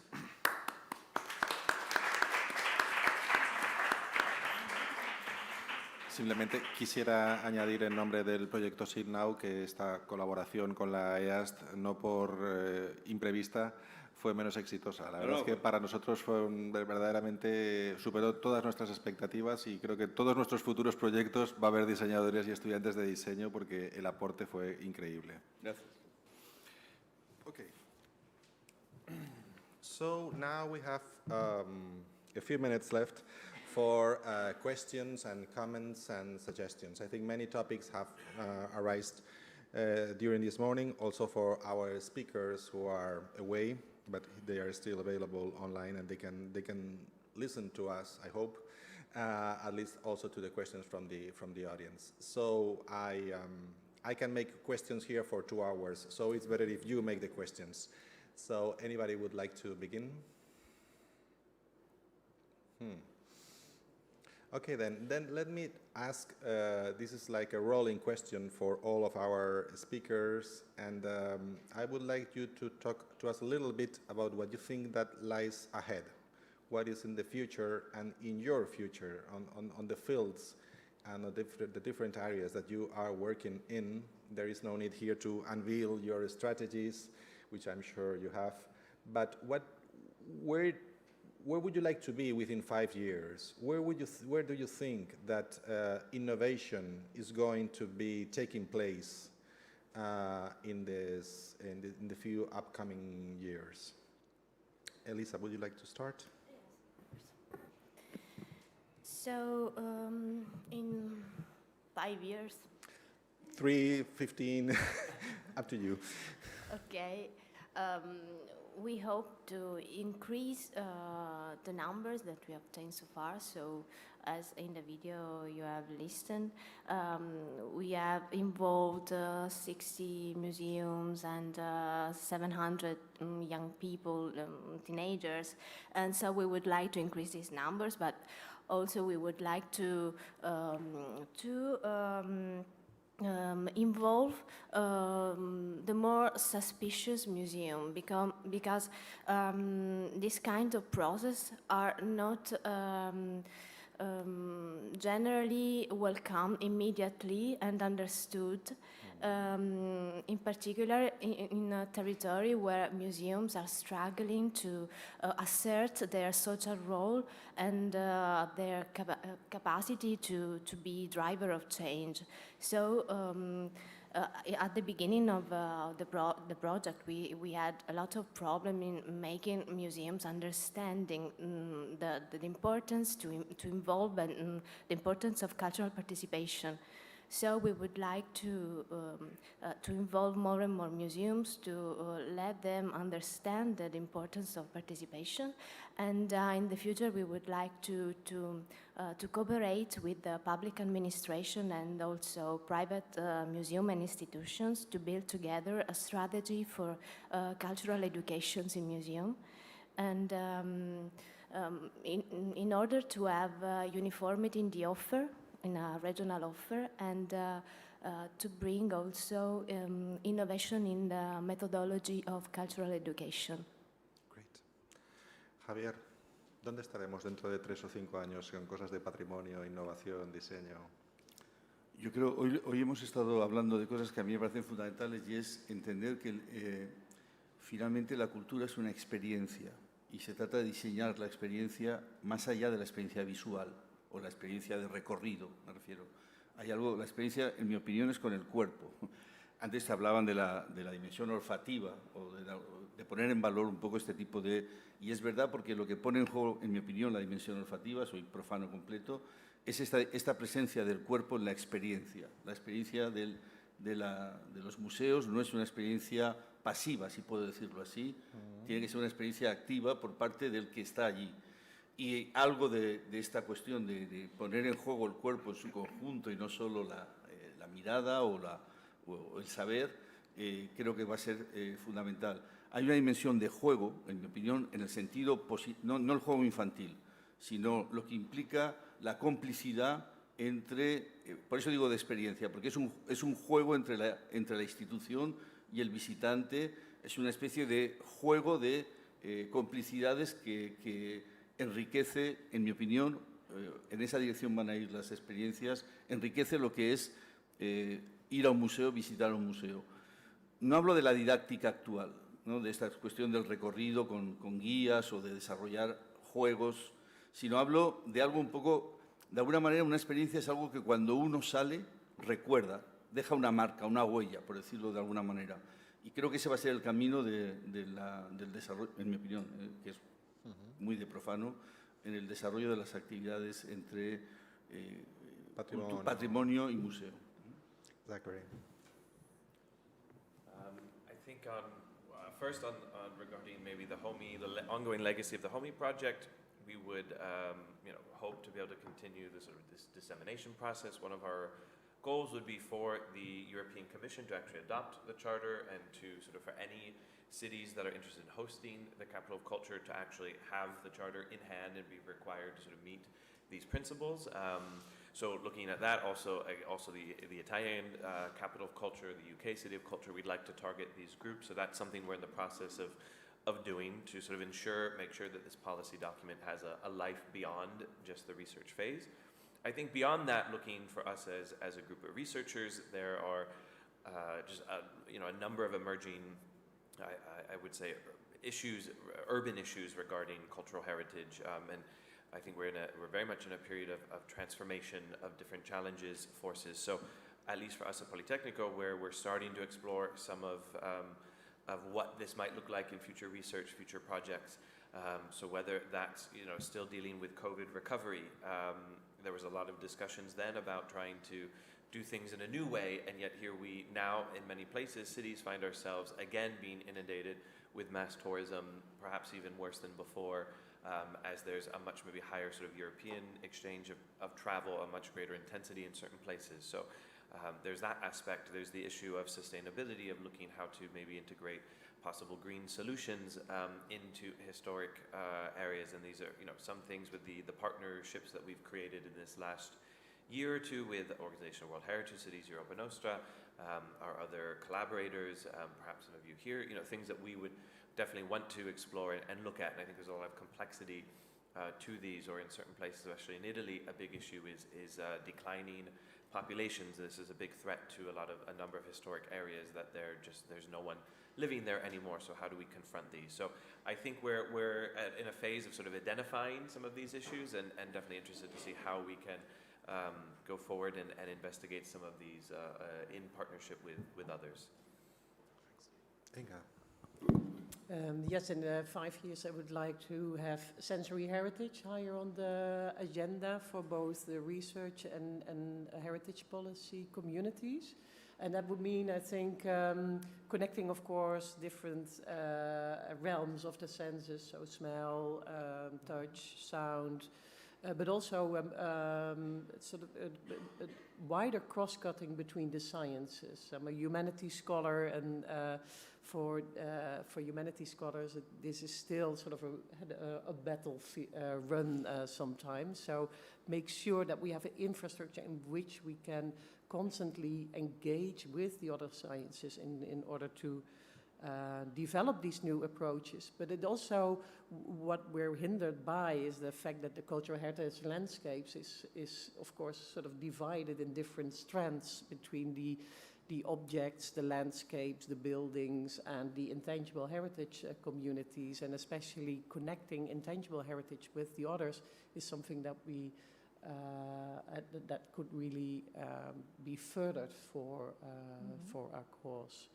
And also because I really think that sensory heritage is something that can speak to many different people. It can open up canonized heritage. It can create opportunities for people for new communities also to re-engage with the heritage agenda. So I think it has a strong possibility for doing this, but it's hampered also by maybe a lack of infrastructure, sharing of our methodologies, and the sharing of also the instruments that go with that research. So lots to do, probably.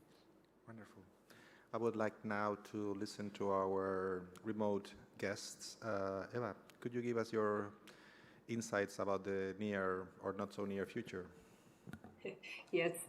Yeah, what we from Heritage Quest would like to do is really try to engage the public, make them increase participation. So it's in line with I think most people in Europe will be facing the thing. So for example, the Treaty of Faro, which in the Netherlands are trying to ratify, to engage the public at a very early stage and have them actively participate. And that's something that we, as Heritage Quest, as a project, would like to do. We would like, in this stage, we would like to tell the story and tell it to the wider public. And from Erfgoed Gelderland, as the organization that I work from, we would like to. We are trying to engage and connect with different types of methodologies to engage the public. So, for example, with museums, indeed trying to have new avenues of engaging people, of having people participating, have them think about, for example, an exhibition. But also, we are managing, for example, for the museums in the province of Gelderland. We are managing several collections and we are trying to make it more than a database. So a research tool that people can use in their own research, use to learn things, but also engage with it, with new techniques. So, there are several speakers today that I will definitely, they can expect an email from me. So it was, for me, this was very inspiring. And I think I've really got a lot of ideas for the next 5, perhaps 10 years even. Thank you. Gasra? Yeah, I agree to everything Eva said, of course. And just very shortly, I think there are 2 transitions going on at the moment where I would like to be part of, and they are connected to each other, of course.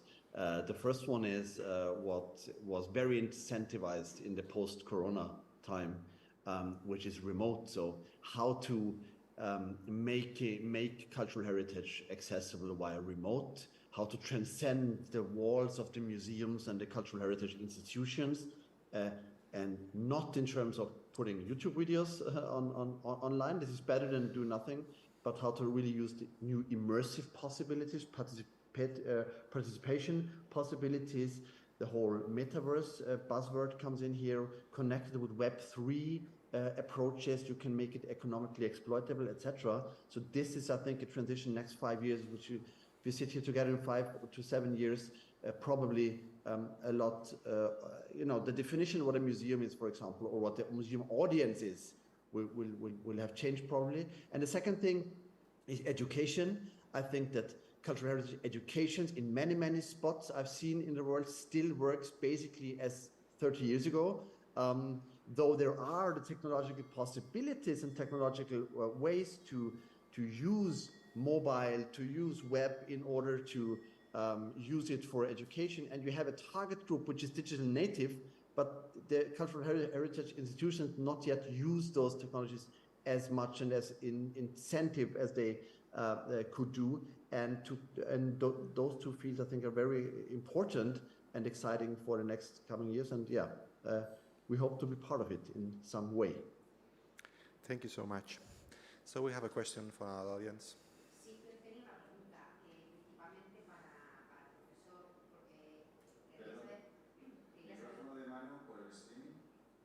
¿Dónde está el micrófono de mano?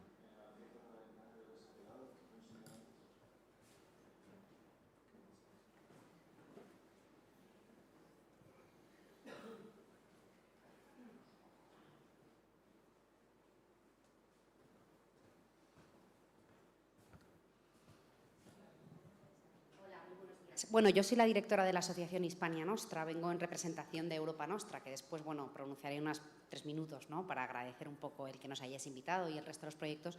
Y la pregunta en realidad tenía que ver con el proyecto de SILKNOW, de la seda, y en relación, porque nosotros percibimos que se conoce poco lo que tiene que ver con la industria de la seda en general en España y en Valencia, que ha sido una cosa tan sumamente importante. Entonces, quería saber un poco, cuando planteasteis este proyecto en la escuela, cuál fue un poco la respuesta de los alumnos y si creéis que verdaderamente es un poco la manera de dar a conocer que fue una cosa muy importante y que, bueno, que es una cosa única y que en la que deberíamos incidir, ¿no? Porque en esa relación de que lo que al final no se conoce, no se quiere, no se respeta, y bueno, es un poco ese círculo, ¿no?, en el que trabajamos todos.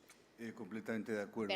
Perdón por no hablar en inglés, pero es que el español tampoco pasa nada. O sea, es una manera también un poquito de que todos vayamos haciendo un poquito al oído, igual que los españoles también hemos hecho y nos hemos tenido que esforzar. O sea, que no pasa nada porque hablemos un minuto en castellano. De acuerdo. Gracias. Efectivamente, fue una de las cosas que aprendimos es que la gente joven tenía un profundo desconocimiento sobre el patrimonio cultural sedero valenciano. Nosotros estamos en el barrio de Belluters, que es el antiguo barrio donde estaba la industria de la seda valenciana. Ni tan siquiera habían hecho esta asociación entre Bellut, seda, barrio de seda, y de hecho fuimos a ver cosas que ellos no habían visto, el Colegio Mayor de la Seda, porque la gente joven, para la gente joven, vamos a decirlo así, del mundo del diseño, la industria sedera era algo que estaba fuera de su registro. Y hubo 2 trabajos sobre cómo hacer para recuperar el valor, para transmitir el valor cultural que la seda tiene a la gente joven. Es decir, porque ellos entendían perfectamente que o vuelve la seda al mundo o la seda se pierde. Es decir, no puede quedar solo en el ámbito del museo, sino que de alguna manera hay que reincorporarla. Y buena parte de los trabajos que propusieron iban en la dirección. Por ejemplo, hubo una alumna que propuso hacer un juego tipo ¿cómo se llama este? El de comprar casas. Monopoly. El Monopoly, tipo el Monopoly, que se llamaba Mercaders, y que era la ruta de la seda actualizada con unas imágenes súper bonitas, una estética, digamos, muy posmoderna, y era un juego para poner en valor, un juego de mesa para poner en valor el patrimonio cultural de la seda en Europa, en este caso, porque había una cuestión de compra y venta entre ciudades y de robo de cosas y tal. La verdad que era un juego muy divertido, tomaba la forma del Monopoly, pero era la idea esta. Entonces, realmente para ellos fue una sorpresa y desarrollaron muchas ideas en esta dirección que usted indicaba de cómo reactivar la cultura de la seda en la gente joven y, por extensión, en el conjunto de los ciudadanos. Sí, claramente es fundamental eso. Si no hay eso, se queda en el museo. Esta es la verdad. Okay. ¿Más preguntas? Any other questions? Well, something that has also been a common thread in almost all of the presentations has been the connection or the push towards also public participation on the field of what we could say private initiatives or civil society or just volunteers, individual volunteers, but also public policies, policy making. So I wonder whether is there any other idea that you would like to share in this, which in fact was also the subject of this last question, how to not just reach but consolidate impact among our constituencies, be that public authorities, be that individual people, volunteers, or of course the youth. How do you think that that outreach and impact on, I'm mostly thinking about policymakers, but of course any kind of audience. Are there any other insights you would like to share? Maybe Inger, you may want to start this time. I think you were already formulating a answer there.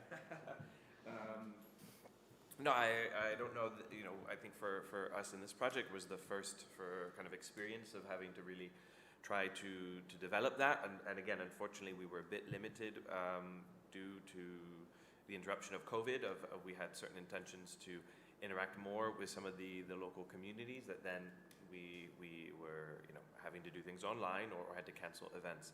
I think what we found, so part of what, I think with the charter itself was having, and in our discussions with these validation sessions, what we found was really optimistic, or what we hope the charter can do, is by having this, one of the 4 themes being the issue of participation, of inclusive governance, of involving many different groups in decision making from, throughout the entire process of developing various events or programs, is that it will, when we talk to event organizers or other actors, they were saying, oh, this is great because now we can go to the politicians, we can go to the official levels and say, look, we want to do this, and here's the support that kind of confirms there's a value to it. It's not just a buzzword, but it can actually be very, there's a measurable benefit. And then by having the various examples from the case studies of showing how that could, much expand the output in terms of the kinds of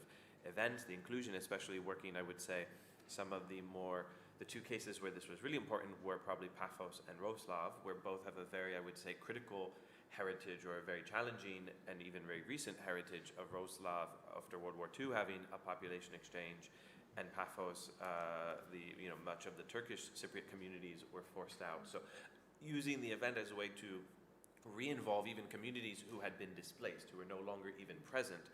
And so I think that was a really powerful example in the project, and something that, starting was not necessarily what we were aiming for, but I think through this approach we found there's the potential for that. So our hope is at least showing the value of it, that it can encourage actors who may not always be so keen on public policy because it's complicated, it's not easy, it can be conflictual, it can be expensive, to show that actually, no, it is a worthwhile investment and it shouldn't be overlooked.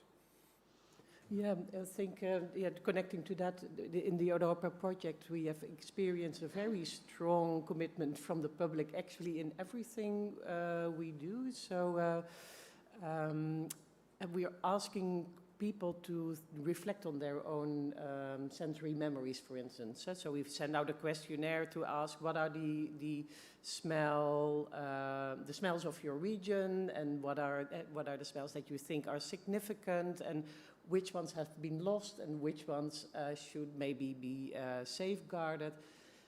We got a tremendous response to a questionnaire like that, and people started very openly to discuss their private lives and also what COVID did to them, so sort of connecting different very personal stories to stories about sort of the cultural heritage of their region. But also what happened is that people take up this question everywhere.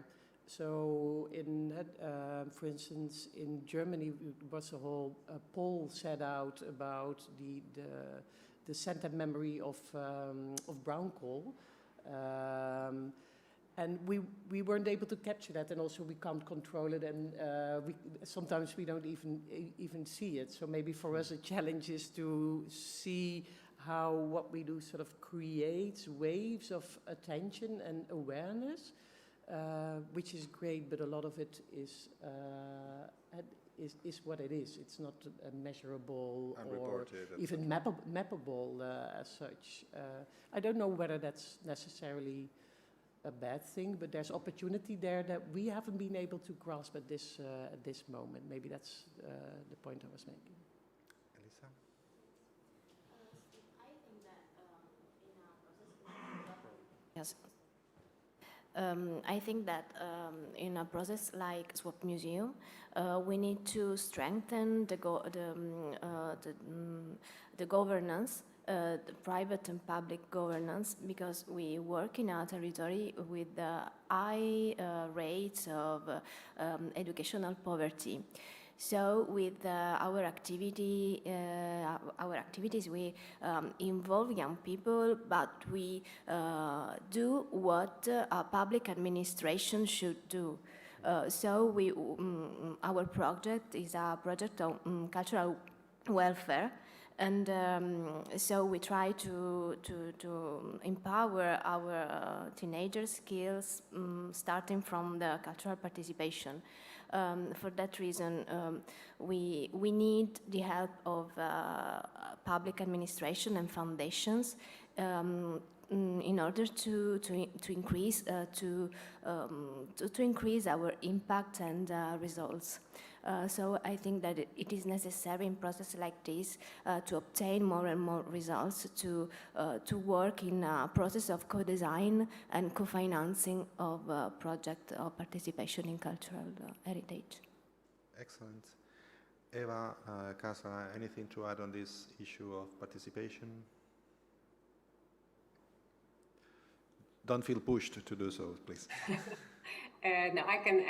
For our project, what was really helpful is to have people involved. Actually, we have within the project itself, we have a board of participants, a board of volunteers who are actually consulted in the policy of the guiding of our project, and at the same time we organize meetings with policymakers, sometimes on a very small level, so municipal, but also provincial, and everyone sits at the table. So our board of volunteers, our project, but also the heritage, civil servants from municipalities and from the province. And in that way you create, by involving different people, you create a sense of ownership, also by the municipality and by the region, and that makes a clear difference that people are involved from the very start, can direct the aims and the guides somewhat. For us, that really works. Thank you. Caspar? Yeah, I agree to Eva again, and I just want to add one very short thing. What we've had some good experiences in the last two larger R&D projects, to have this evaluation phase in the project. So you do your research, you do your prototypes, you do, I don't know, piloting something in a real world scenario, and then you do an evaluation. Then you begin to include the target groups, etc. So we had a better experience with including them from the very beginning, to make them already part of the conceptualization workshops, and to make them, let them participate in very early prototypes, for example, if you develop something new, and to have also in the R&D proposals, for example, there it begins, right? So that we have the space there and the budget and the time there for this participative and impact, like from the beginning of a project, and not just in the last 3 months. So that this is something I just wanted to add. Otherwise, I think everything has been said. That's what we think as well. So thank you very much to all our speakers, all our guests today, both here in Valencia and also remotely. Thanks to our audience. I think this conversation, fortunately, it's been recorded, so I think many of us will definitely want to come back to it, because many ideas, many interesting ideas have been said here today. We're now going to make a short break. It was originally intended for half an hour. Okay, let's make it 15 minutes. Let's reconvene here at 12:05 and for the, let's say, most official part of our meeting today. So thank you again, and congratulations, everyone. Thank you.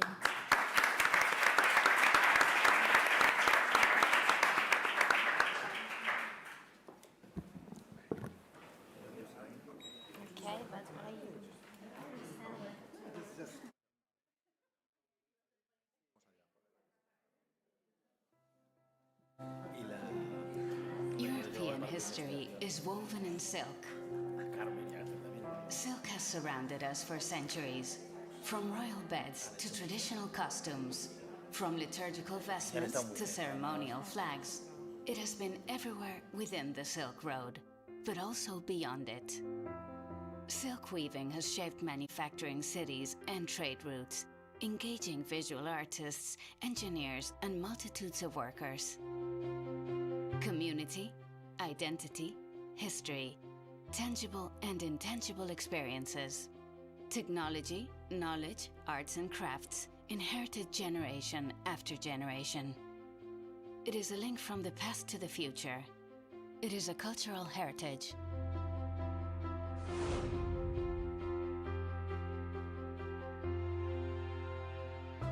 This heritage is still alive, but it may die soon. The artisans who used to weave using traditional techniques and looms are disappearing. Valuable historical fabrics are endangered by their sheer fragility. But technology continues to be very close to silk heritage even today. The analytical engine weaves algebraic patterns, just as a jacquard loom weaves flowers and leaves. We have taken Ada Lovelace's words as an inspiration to merge humanities and technology in a team coming from 6 European countries. We have been working during these 3 years to protect and disseminate silk heritage, weaving a net among academia, computing, arts and crafts, design and creative industries. Conferences, exhibitions, fashion catwalks, training and capacity building programs, publications all around silk heritage have contributed to illuminate its important past and its promising future. In addition to that, we have created some digital tools. We have worked to create a unique resource, a thesaurus about silk in 4 languages, including 1,000 words. It is based on many sources from across Europe, so that experts, museums, and just about anyone can delve deep into this knowledge. Looking carefully at historical techniques, we have produced a digital memory tool, the virtual loom, that is able to weave on screen like a jacquard loom does, giving the creative industries a chance for experimentation and business.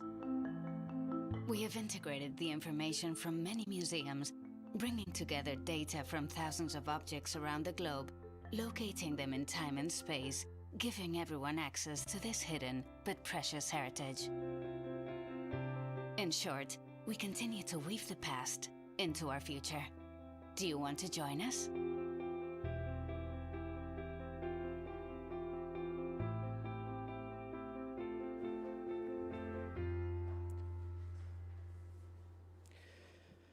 Well, welcome everyone. We are honored to have you here to celebrate with us this special occasion.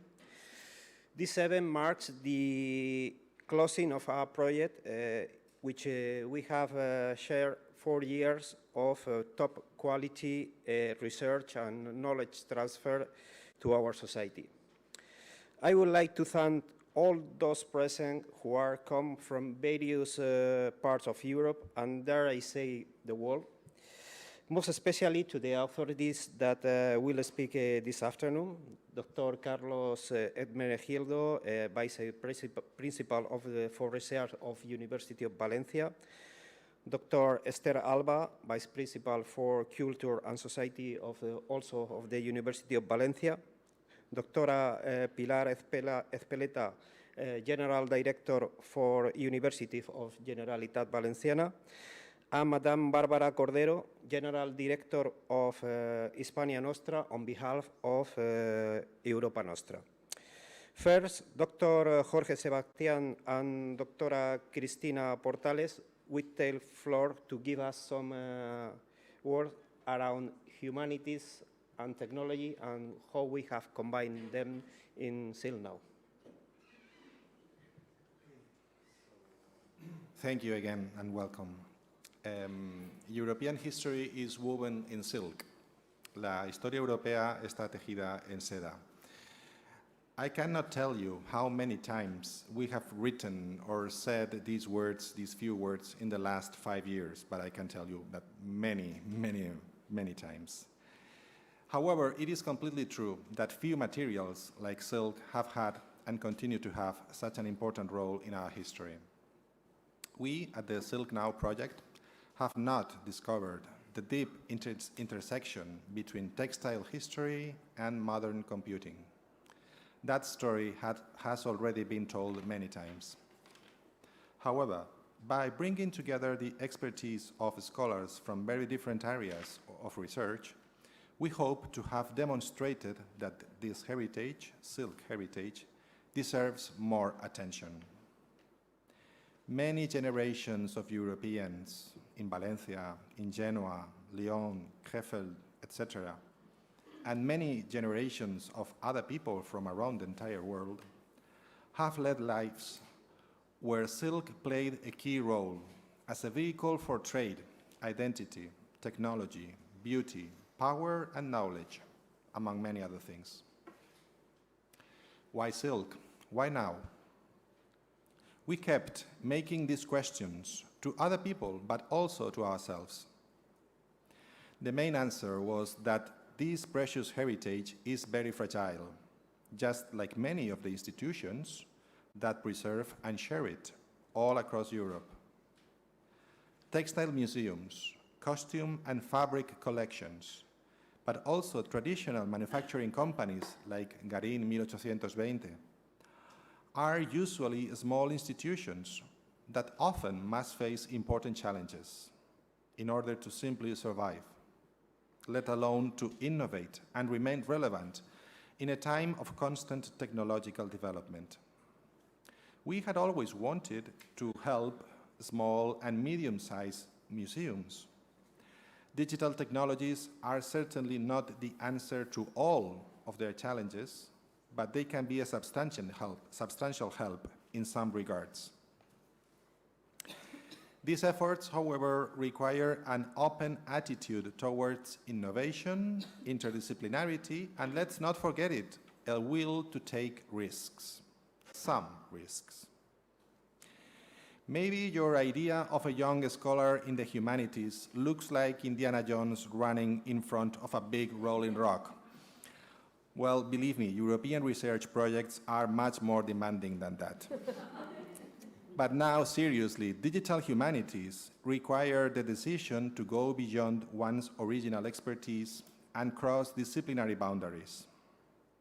This does not mean that everyone should be a genius, a rocket scientist with extensive training in many disciplines and 2 or 3 doctoral degrees.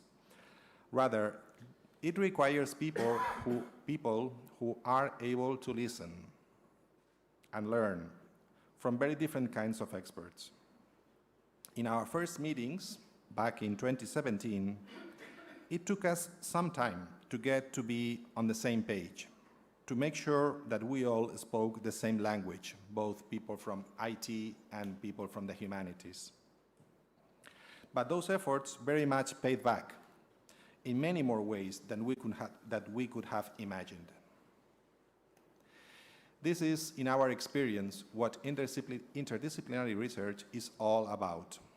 Listening a lot, building teams, and letting each partner excel at what they best do. Dr. Portales will talk now about the technological partners, but on the humanities side, I must here show all my appreciation and admiration for our colleagues at Università di Palermo and also at Université Lyon 2, who have made substantial contributions in the areas of textile cataloging, semantic organization of knowledge, and terminological research. Research is not only about knowledge generation, it also involves dissemination, ensuring that many kinds of people have access to that knowledge and incorporate it somehow within their lives. For these tasks, the participation of Instituto Cervantes was simply unparalleled. Thanks to them, the reach and scope of the project were substantially increased through their vast digital networks, but also through events and exhibitions in their centers across Europe. At the beginning of the project, our outlook was, like that song by Andrés Calamaro says, that we had lots of airports ahead of us. What we could not imagine is that everything would change so radically when we were halfway through the project. March 2020 came, and with it also came lots of very sad news, tough times for many of us and the people we love, never-ending Zoom meetings, lockdowns, face masks, limitations to travel and to public gatherings. We had to reinvent substantial parts of the project so that they could fit within a setting that nobody would have imagined to be possible just a few weeks before. All project participants, as well as many of their collaborators, deserve immense credit for their professionalism and good-spirited efforts to keep things going on in spite of such adverse events. But there is always sunshine after the rain, as our meeting shows. We feel very proud, but also somewhat humbled because of Europa Nostra's support and recognition, and by having all of you with us here today. Thank you very much. Contrary to what some people might think, research is not particularly glamorous, at least not in its day-by-day operations. Like any other work, time pressures and budget constraints are our daily bread. Recognition and appreciation in occasions like the announcement gala of the prizes last September in Prague, or this meeting today, help us all to keep in mind that our job counts. Our efforts can improve people's lives. So thank you again, thank you very much for your help and acknowledgement. Count on us to keep interesting things happening. Thank you very much.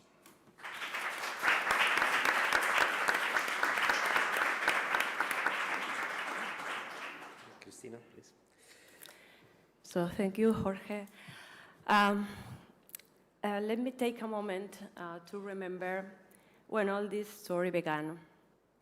I was invited to a meeting at the Department of Art History back in 2017 of the Universitat de Valencia with the purpose of sharing ideas for presenting a proposal in Horizon 2020. I remember at that time Dr. Esther Alba and Dr. Jorge Sebastián leading the meeting. They talk about silk crafts, the richness of the related tangible and intangible heritage, which includes not only the fabrics themselves, but also the traditional techniques, the waves, the designs. And then they pointed out a real problem related to digital collections of silk heritage at the European level, and wanted to present a proposal that tried to safeguard such collections for the present and our future generations. On my side, my team with Dr. Marcos Fernandez had experience in writing proposals for this kind of calls, and we had also interest in coordinating a new one. And we told them, okay, we can do a lot of things with current technology, but this has to be for a reason.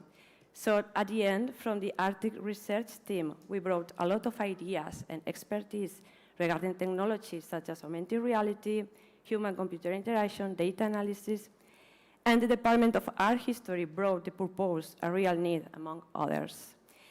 So, and at that time, we didn't know, but a friendship was born between the two teams. And till now, in fact, was only the beginning of other projects like CEMAC, Prometeo, Cliovis, CreaLab, and hopefully more. So, but it is not only about building good relationships between us, two different research teams of the Universitat de Valencia, but also with other outstanding institutions at the European level. Jorge has talked about the relevance of the interdisciplinary nature of the project, and I must also talk about the relevance of the international and multi-sectorial nature. As said before, the project involves the participation of 6 different countries around Europe: Spain, France, Poland, Germany, Italy, and Slovenia.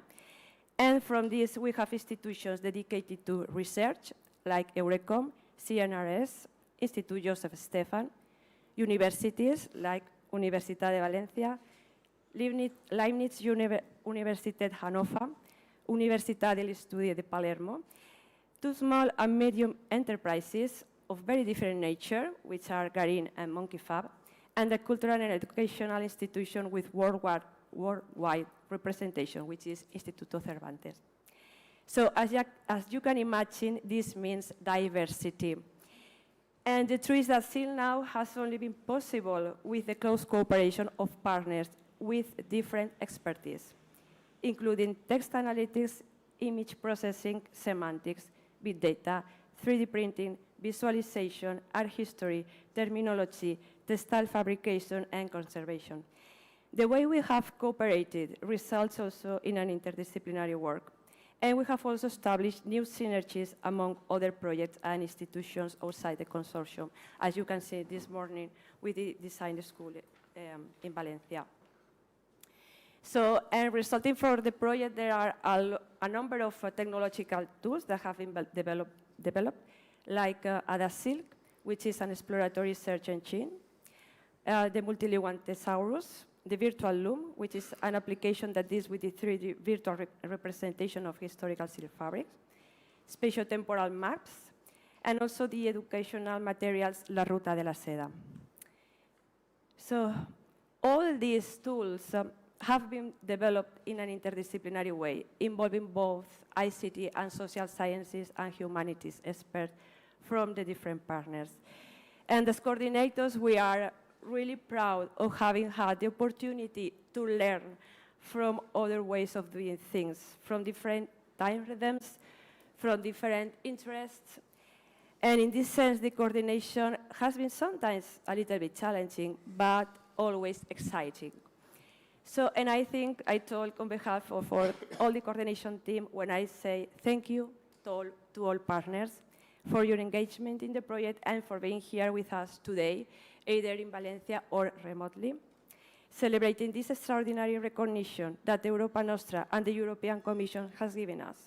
We are indeed very proud of receiving this recognition, and just to finish, this has been only possible thanks to the efforts of everyone. So thanks to everyone here.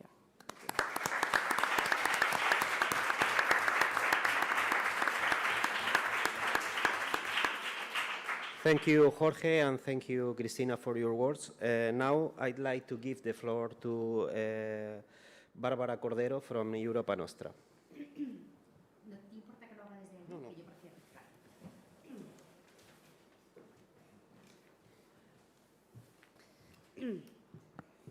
Good morning to everybody. Dear Dr. Carlos, Esther, Cristina, Jorge, dear colleagues and friends from Spain and abroad.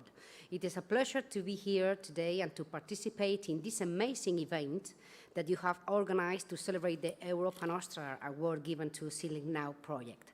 My name is Bárbara Cordero Bellas and I am the Director General of Hispania Nostra, the Spanish representative in Europa Nostra and the Europa Nostra's representative in Spain. Our collaboration with our European partner dates back from more than 40 years, and during all this time we have been actively participating in numerous projects and programs of Europa Nostra. Just to name a few, we are an active contributor to the program The Seven Most Endangered. We also participate in the dissemination of the manifestos of Europa Nostra and promote Europa Nostra awards in Spain. Last but not least, we represent Europa Nostra in the local ceremonies for the elevation of the plaque, such as this one. Over the years, we have seen many Spanish projects being awarded, and it is with great pride that I can say that Spain has the highest number of awards within the Europa Nostra family. Since 1978, the year when the first awards were given, Spanish projects have applied and obtained this recognition, presenting the best ideas and innovative solutions in the heritage sector. After the change introduced last year, we now have 5 categories: conservation, adaptive reuse, research, education, training and skills, citizens' engagement, awareness raising, and heritage champions. All this is showing how vast is the area of cultural heritage protection and preservation, and that we can do amazing things by approaching cultural heritage from different angles. As you will know, the SILKNOW project is awarded in the category of research. In recent years, more and more of them are fruits of international partnerships. SILKNOW is a perfect example of it, having 6 European countries as partners in the project. It demonstrates the importance of international collaboration and the necessity to work together to see our shared heritage protected and promoted. It also teaches about other cultures and the ways they are similar to or different from our own. Especially awarding is that this project has been given a Grand Prix for innovation, a greater distinction awarded for the first time during this year. I want to use this opportunity as well to once more congratulate the SILKNOW team and wish them further success with this project, which will undoubtedly come. Hispania Nostra is happy to support you and share with you all the passion for heritage.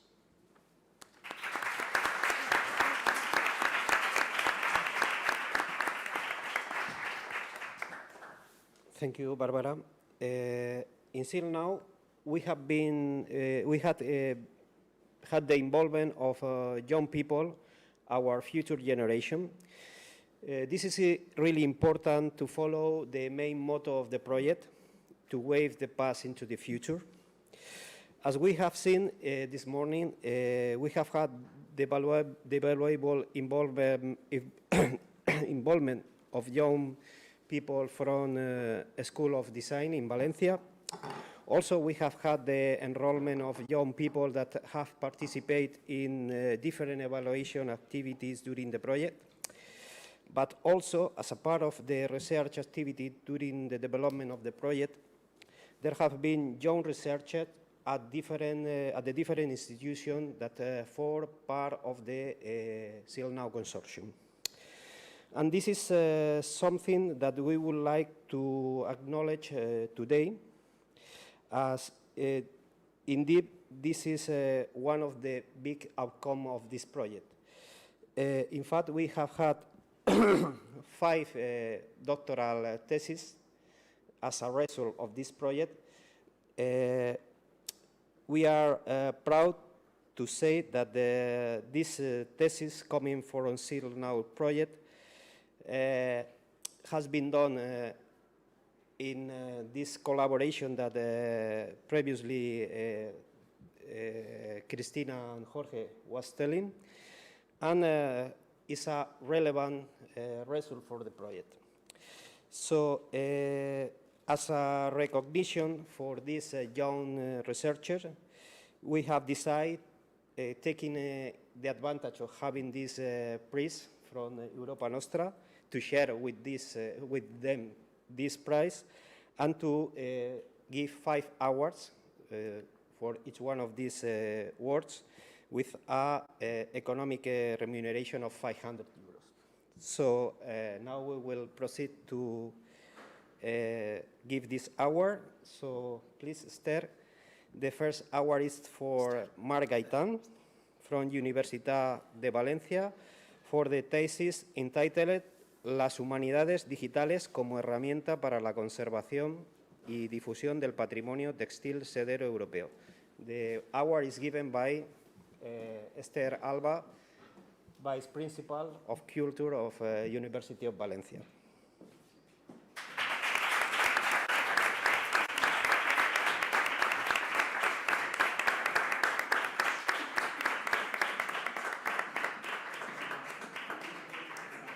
The second award is given to Javier Sevilla from Universitat de Valencia for the thesis entitled Visualización del contenido de grafos de conocimiento del patrimonio cultural.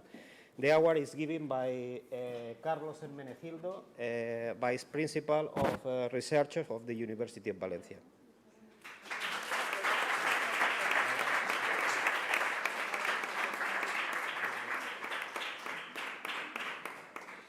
The third award is given to Thomas Slater from URECOM from the thesis entitled Knowledge Modeling and Multilingual Information Extraction from Understanding of the Silk Cultural Heritage. Received the diploma in his name, Professor Rafael Tronsi, and the award is given by Esther Alba, Vice Principal of Culture of the University of Valencia.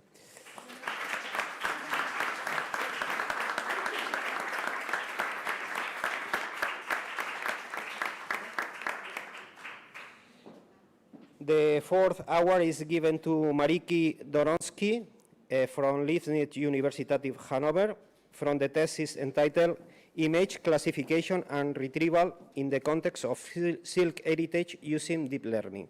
The award is given by Carlos Hermenegildo.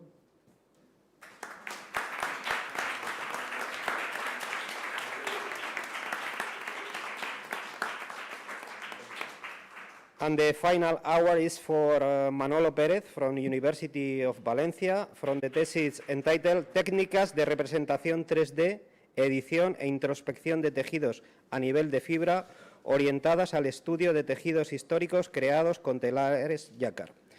The award is given.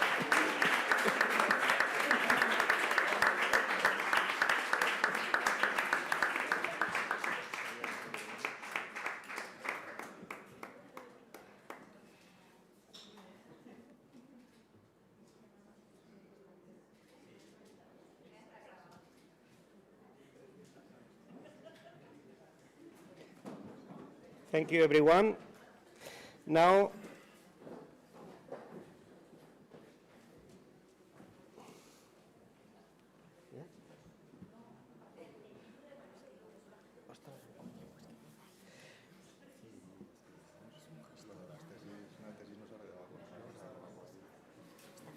now Barbara will give the plaque of the Hour Prize of Europa Nostra to Esther Alba and Carlos Hermenegildo.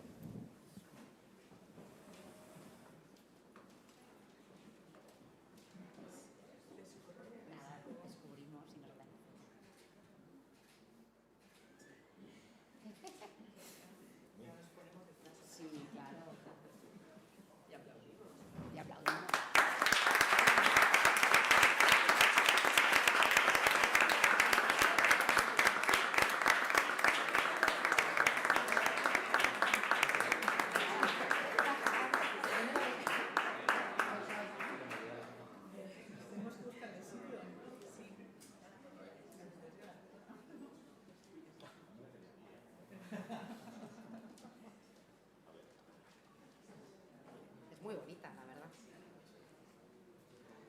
Un sitio que se visualice, que no se vandalice.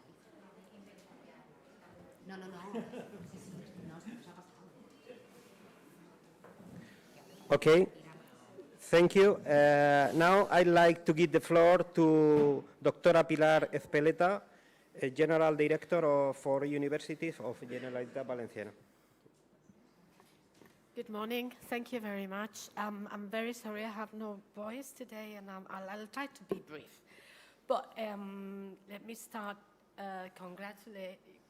giving my congratulations to the project, to the members of the project, to the researchers of the project. It has been said that European history is woven in silk, and I do really believe that's true. I liked very much your motto when I read. We need projects like the one we're learning about today, with the one you're receiving such a great honor and prize.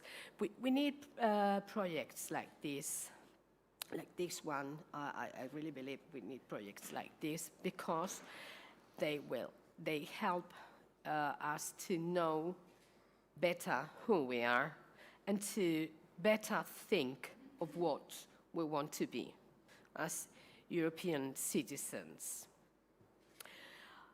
So I sincerely hope you will have further success and you will find ways to continue with your excellent work. I wanted to underline some aspects of this project which I think are very important and which I think are very relevant as well. Interdisciplinarity, innovation, different technologies, semantics, big data, image, history of art, geography, design, and all of that to contribute and to analyze and to think about and to advance on beauty. I think it is great to talk about a project, and at the end of a project, we're talking of beauty, power, commerce, knowledge, and interchange. And to do that, this project, it's also a great example of what I think a modern university is or should be. Understanding and knowledge are very important to us, should be very important to us. Conservation of knowledge, of techniques is very important, should be very important to us. And it has also been said, dissemination. Because a modern university should be dealing with, I think, research, innovation, knowledge. We have to preserve knowledge, but we have to disseminate knowledge. We have to transform knowledge in something else, looking at the future. So, my congratulations again. It is a great honor and a big, big pleasure to be here. And please, if you get another project, call me, because I want to work with you. It is a wonderful work, and I've been looking at your deliverables, and all of them are interesting, are going to be useful, and I want to be part of it in the future. Thank you very much.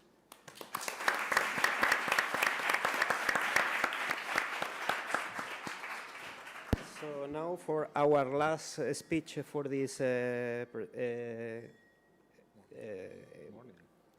meeting, I will give the floor to Carlos Hermenegildo, Vice Principal of Research of the University of Valencia.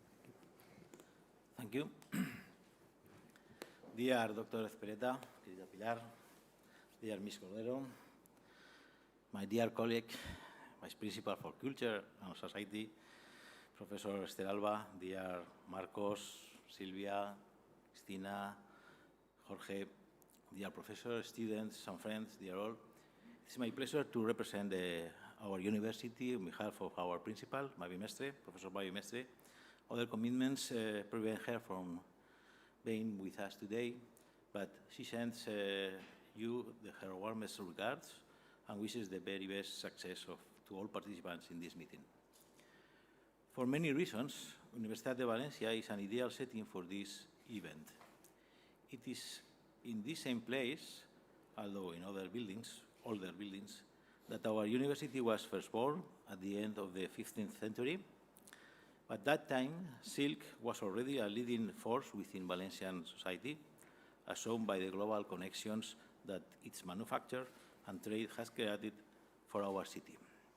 Later on, in the 18th century, this building that you are seeing was temporarily the seat for the Sala de Flores y Ornatos, serving as a classroom for the local Fine Arts Academy. It aimed providing local weavers and training and skills needed to keep silk designs and fabrics competitive in the global markets. It was quite an exceptional collaboration, since most academies refrained from reaching out to artisans and craftspeople. The same desire to link arts and crafts, culture and technology, heritage and innovation stays alive today here. As always, silk provides in the 21st century a weft for the interrelation between the old and the new, the local and the global. Within this context, the SILKNOW project is just one more step in a long history, made possible now thanks to the application of cutting-edge digital technologies to cultural heritage, both tangible and intangible. For our university, probably the best result of this project is the consolidation of an international partnership of leading institutions that have collaborated for more than 3 years to achieve common research goals and learn together. Many of these partners are in this room today or through the streaming. Let me extend to you the most sincere appreciation and my congratulations for such excellent work. The recognition from Europa Nostra and the European Commission is another most extraordinary result for all of us, something that we would have never envisioned by ourselves. Speaking now on behalf of all SILKNOW partners, we are very honored by the award within the category of research projects, and even more so by the Grand Prix of Innovation. The European Heritage Awards are an outstanding showcase for the many wonderful things that happen around the European heritage year after year, in spite of the danger this still must face in so many places.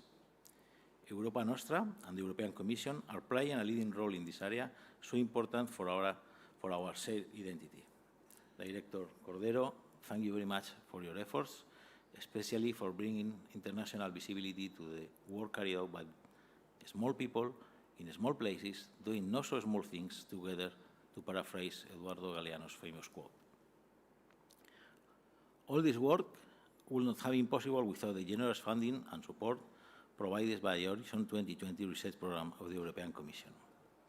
This environment was not only highly competitive, pushing consortium members to work to the best of their abilities. It was also, as said, very supportive during the hardest times of the COVID-19 pandemic, adapting the requirements and calendar to such a testing experience. As said before, the funding agency and its officers deserve all our appreciation for this. Let me acknowledge, too, the hard work done behind the scenes by the staff dedicated to the administrative management of the European project, within all partners, especially by our au pair in our university. Without their professionalism, all this would have been simply impossible. Other colleagues have presented the results of the SILKNOW project in various areas: textile cataloging standards and interoperability, shared terminologies, semantic web and ontologies, artificial intelligence applied to textual and visual big data, spatio-temporal visualization, interactive 3D graphics and 3D printing. One that seems particularly satisfying to me, as past principal for research, is the support for young researchers, such the awardees, whose work during the project has also been the ground for 5 doctoral dissertations in Spain, France, and Germany, as well as for others that are still underway. Our Jucundam Juventutem, as the traditional anthem has said, is not only interested in relaxation, but also serious about research. Let it be so for many years to come. May I finish thanking our regional authorities for their continued support to the work carried out within this university. General Director Ezpeleta is not just a colleague, it's just a colleague in academic life, besides working with you, but also a trusted partner in the effort to bring Valencian public universities closer to what our citizenship expects for all. Thank you, and thanks to everyone here for sharing all this good news.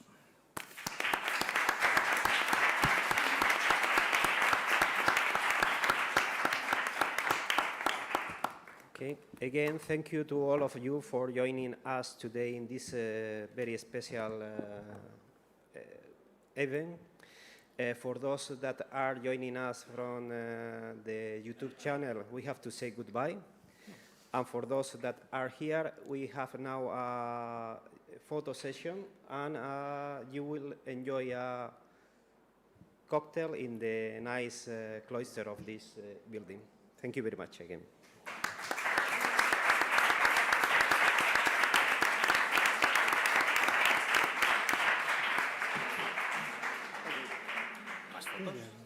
¿Hay más fotos?